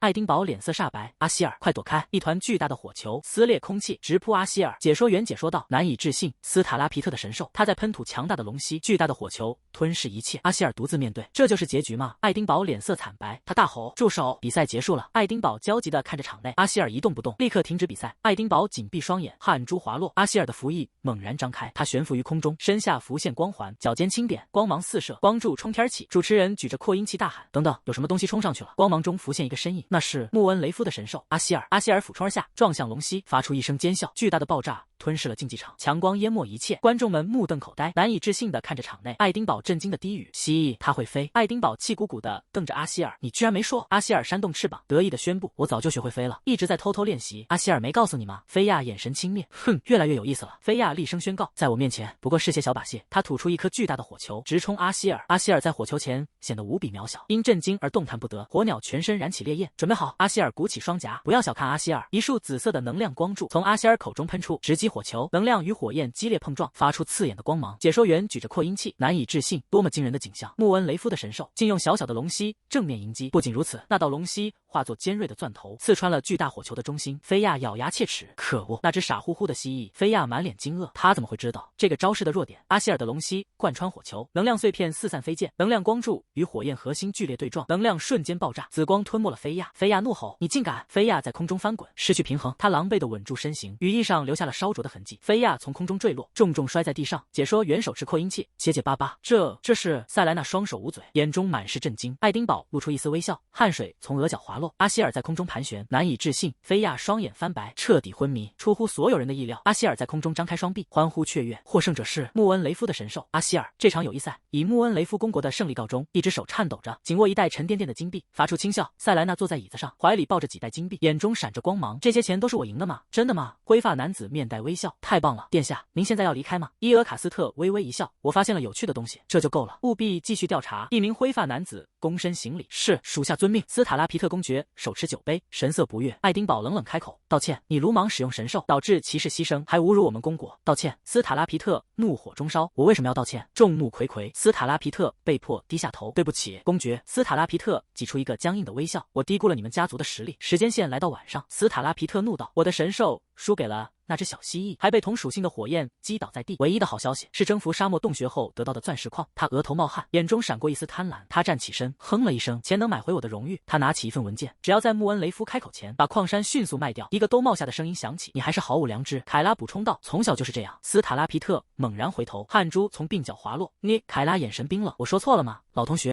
一只小狐狸蹭着靴子，亲昵地发出叫声。斯塔拉皮特视线上移，看见了靴子的主人凯拉。斯塔拉皮特目睹不速之客，你怎么会在这里？凯拉平静地开口，你一回来就检查保险箱，我还以为你有点脑子，但你竟让房间无人看守，只信赖你的神兽，看来是我错了。一名女仆惊恐地尖叫，着火了，粮仓着火了。斯塔拉皮特惊疑不定地看着凯拉，凯拉面色平静，不会有伤亡的，我确认过里面没人。凯拉眼神冰冷，才点的火。斯塔拉皮特咬牙切齿，你这个疯子，我从学院时期就认识你了，但真没想到你不是应该被关起来吗？怎么会在这里？凯拉从保险柜中抽出一叠文件，轻而易举，他举起文件，王室奖赏的讨伐文件，我就拿走了。斯塔拉皮特震惊的抬头，什么？凯拉声音平淡，已经证明没有神兽你也能讨伐魔物，所以穆恩雷夫拿走他理所当然。斯塔拉皮特怒不可遏，别开玩！凯拉的剑尖直指斯塔拉皮特，剑锋锐利，在这里杀了你，穆恩雷夫家也没什么损失。如你所知，我已失去城堡，沦为平民。斯塔拉皮特冷汗直流，你那是什么眼神？斯塔拉皮特急忙摆手，好。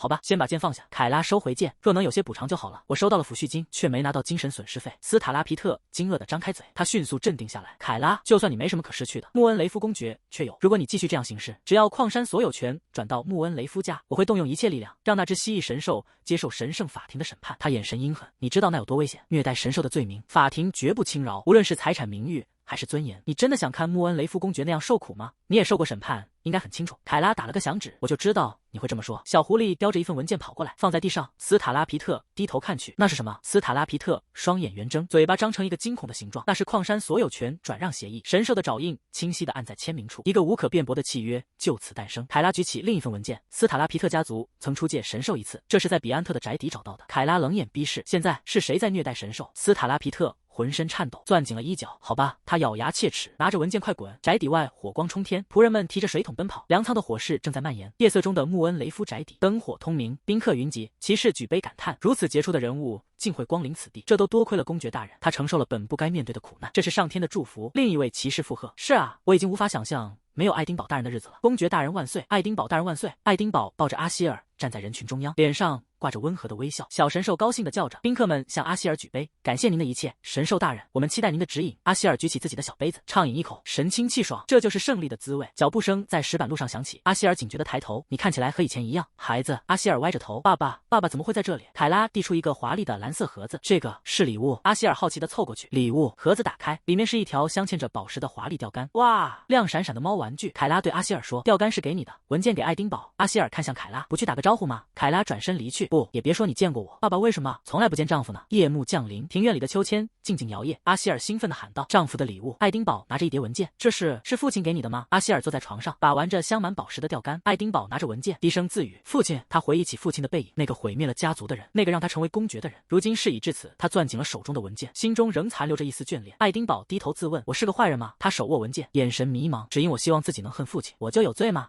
我宁愿直接恨我的父亲，那样会让我变成坏人吗？阿希尔静静地听着，一动不动，然后他的小脚轻轻一蹬，阿希尔拍打着翅膀，悬浮在爱丁堡面前，缓缓降落。爱丁堡的视线凝固，阿希尔睁大双眼，阿希尔知道我的丈夫不是坏人。爱丁堡捧着一块手帕，你找到了我的手帕，还祝我生日快乐，甚至还为我担心。阿希尔紧紧抱住爱丁堡的脖子，阿希尔认为她的丈夫不是坏人。爱丁堡的侧脸染上红晕，她轻轻抚摸阿希尔的头，阿希尔歪着头，丈夫你怎么不说话？爱丁堡用手背擦拭眼角，没什么，只是谢谢你相信我，我的神兽。阿希尔心想，妈妈说丈夫和他父亲关系不好，是真的。阿希尔躺在床上，原来阿希尔有2个爸爸，他的名字好像是阿尔什么的，他们说阿希尔这个名字就取自于他，黑龙兽族。阿希尔的生父，不知道阿希尔的生父在哪，在做什么呢？伊俄卡斯特坐在桌前，最近心情很好，因为在友谊赛中赢了不少，多亏了爱丁堡公爵，我才能在太子不知道的情况下筹集到一些秘密资金。伊俄卡斯特展开扇子，嘴角带着一丝得意的微笑。伊俄卡斯特用扇子轻摇，扇出一阵微风。阿希尔兴奋地挥舞着小爪子，皮皮呀！阿希尔的眼中闪着光，终于见到那位以恶毒闻名的人类公主了。伊俄卡斯特端着茶杯，姿态优雅，我要模仿她的一举一动，这样我也能成为一条恶龙。伊俄卡斯特笑意盈盈，阿希尔被吓了一跳，我有事要和公爵单独谈谈。可爱的小神兽能回避一下吗？伊俄卡斯特转身面向爱丁堡，爱丁堡面无表情地坐在长椅上，爱丁堡面色平静，神兽是家主的一体，没有理由离开。伊俄卡斯特倚靠着栏杆，但你们有2个身体不是吗？人多口杂不好，如果你不把他送走，我就当你想要娶我。再次发出求婚。爱丁堡看向阿希尔，想去外面玩一会儿吗？皮皮。门轻轻关上，庭院里只剩下2人，终于只剩我们了。爱丁堡微微一怔，和平。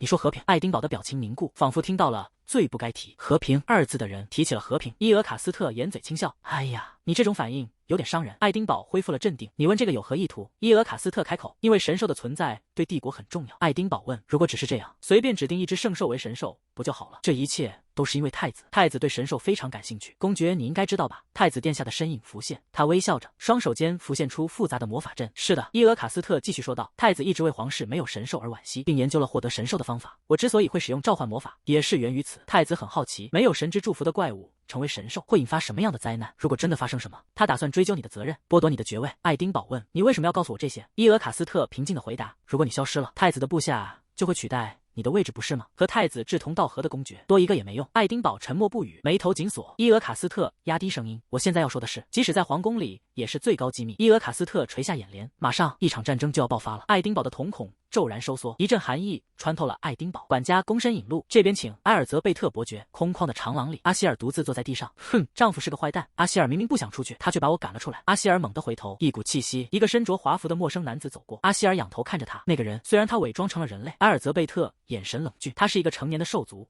大神殿管理着神兽，4位大神官负责监管神兽。传统延续至今，以与神沟通为名义，一只冒牌神兽竟敢战胜真正的神兽。一名身穿白袍的神官独自站在巨大的圆桌前，双手撑住桌面，身体因愤怒而颤抖。他猛地攥紧拳头，手背青筋暴起。我怎么冷静得下来？拳头重重砸在桌上，神官面容扭曲。即便只是友谊赛，这种事也绝不该发生。他是掌管斯塔拉皮特神兽的大神官，目前负责菲亚。另一位神官双手交叠，脸上挂着温和的笑意。我说的正是这一点。那现有神兽的权威又该怎么办呢？他是掌管穆恩雷夫的大神官，目前未负责任何神兽。穆恩雷夫大神官轻笑，没错，你似乎明白了。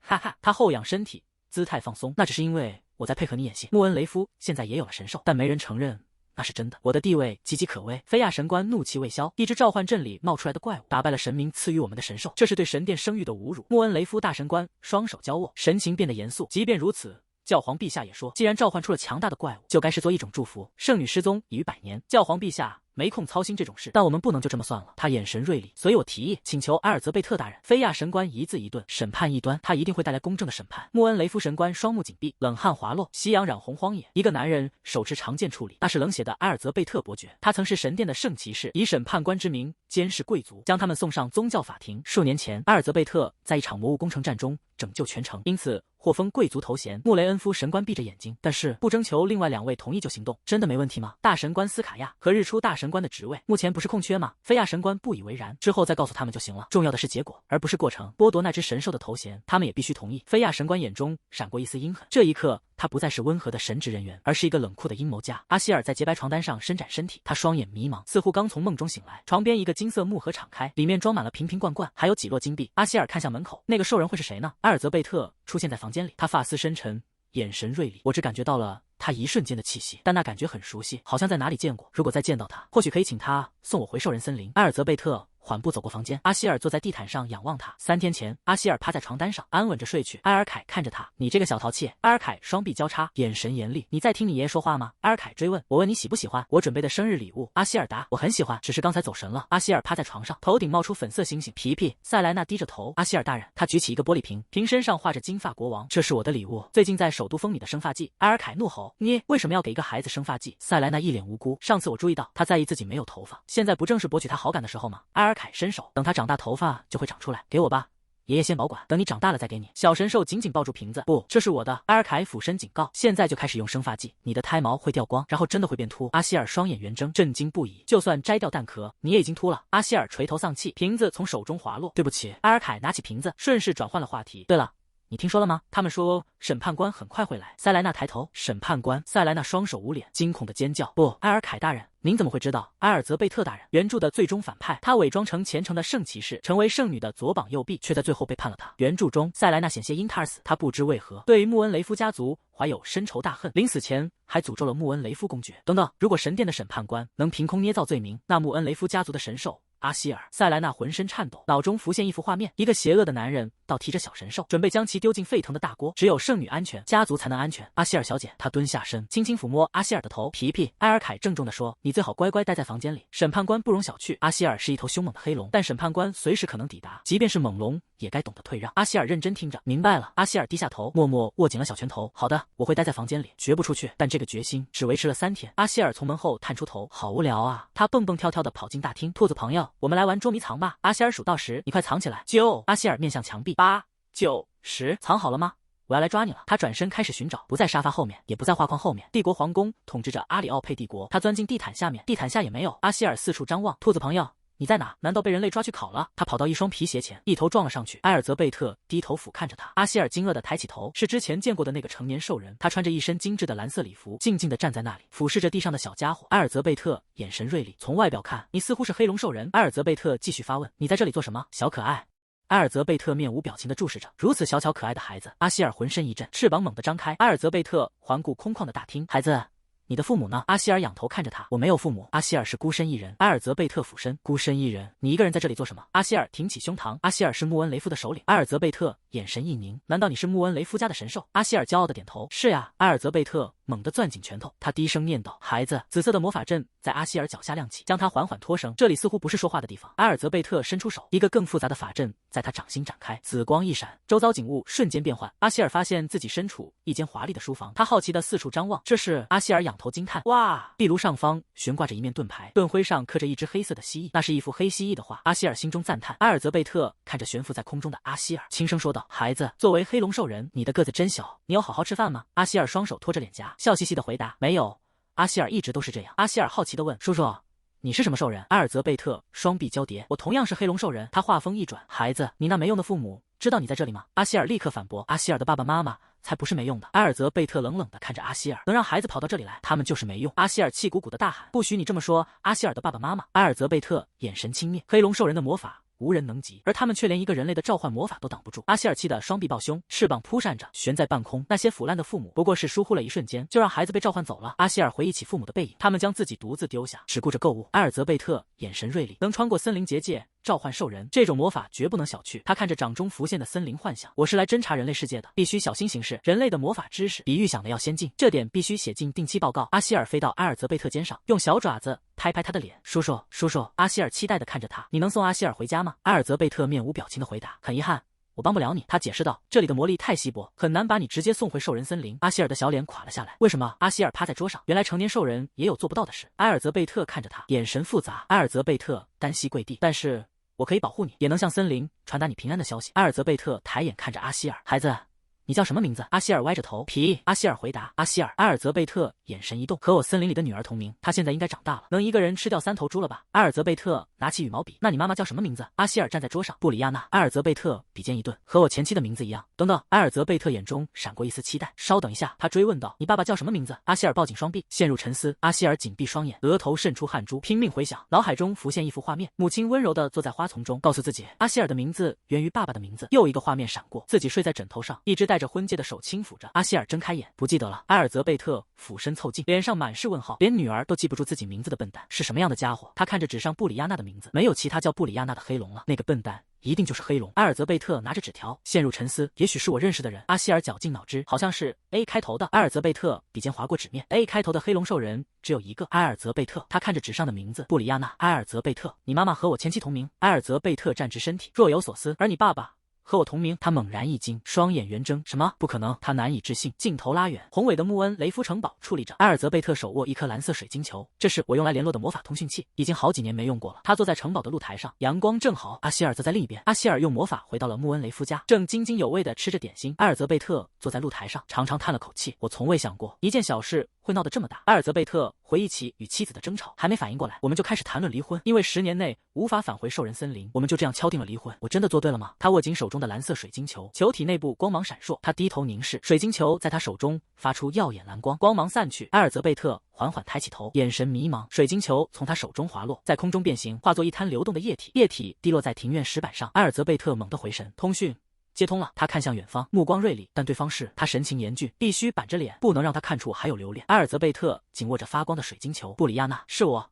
埃尔泽贝特，液体在空中凝聚，形成一个模糊的轮廓，一个陌生的男孩影像浮现。男孩有着白色短发和金色眼瞳，被包裹在水状的魔法中。男孩困惑地看着前方，爸爸。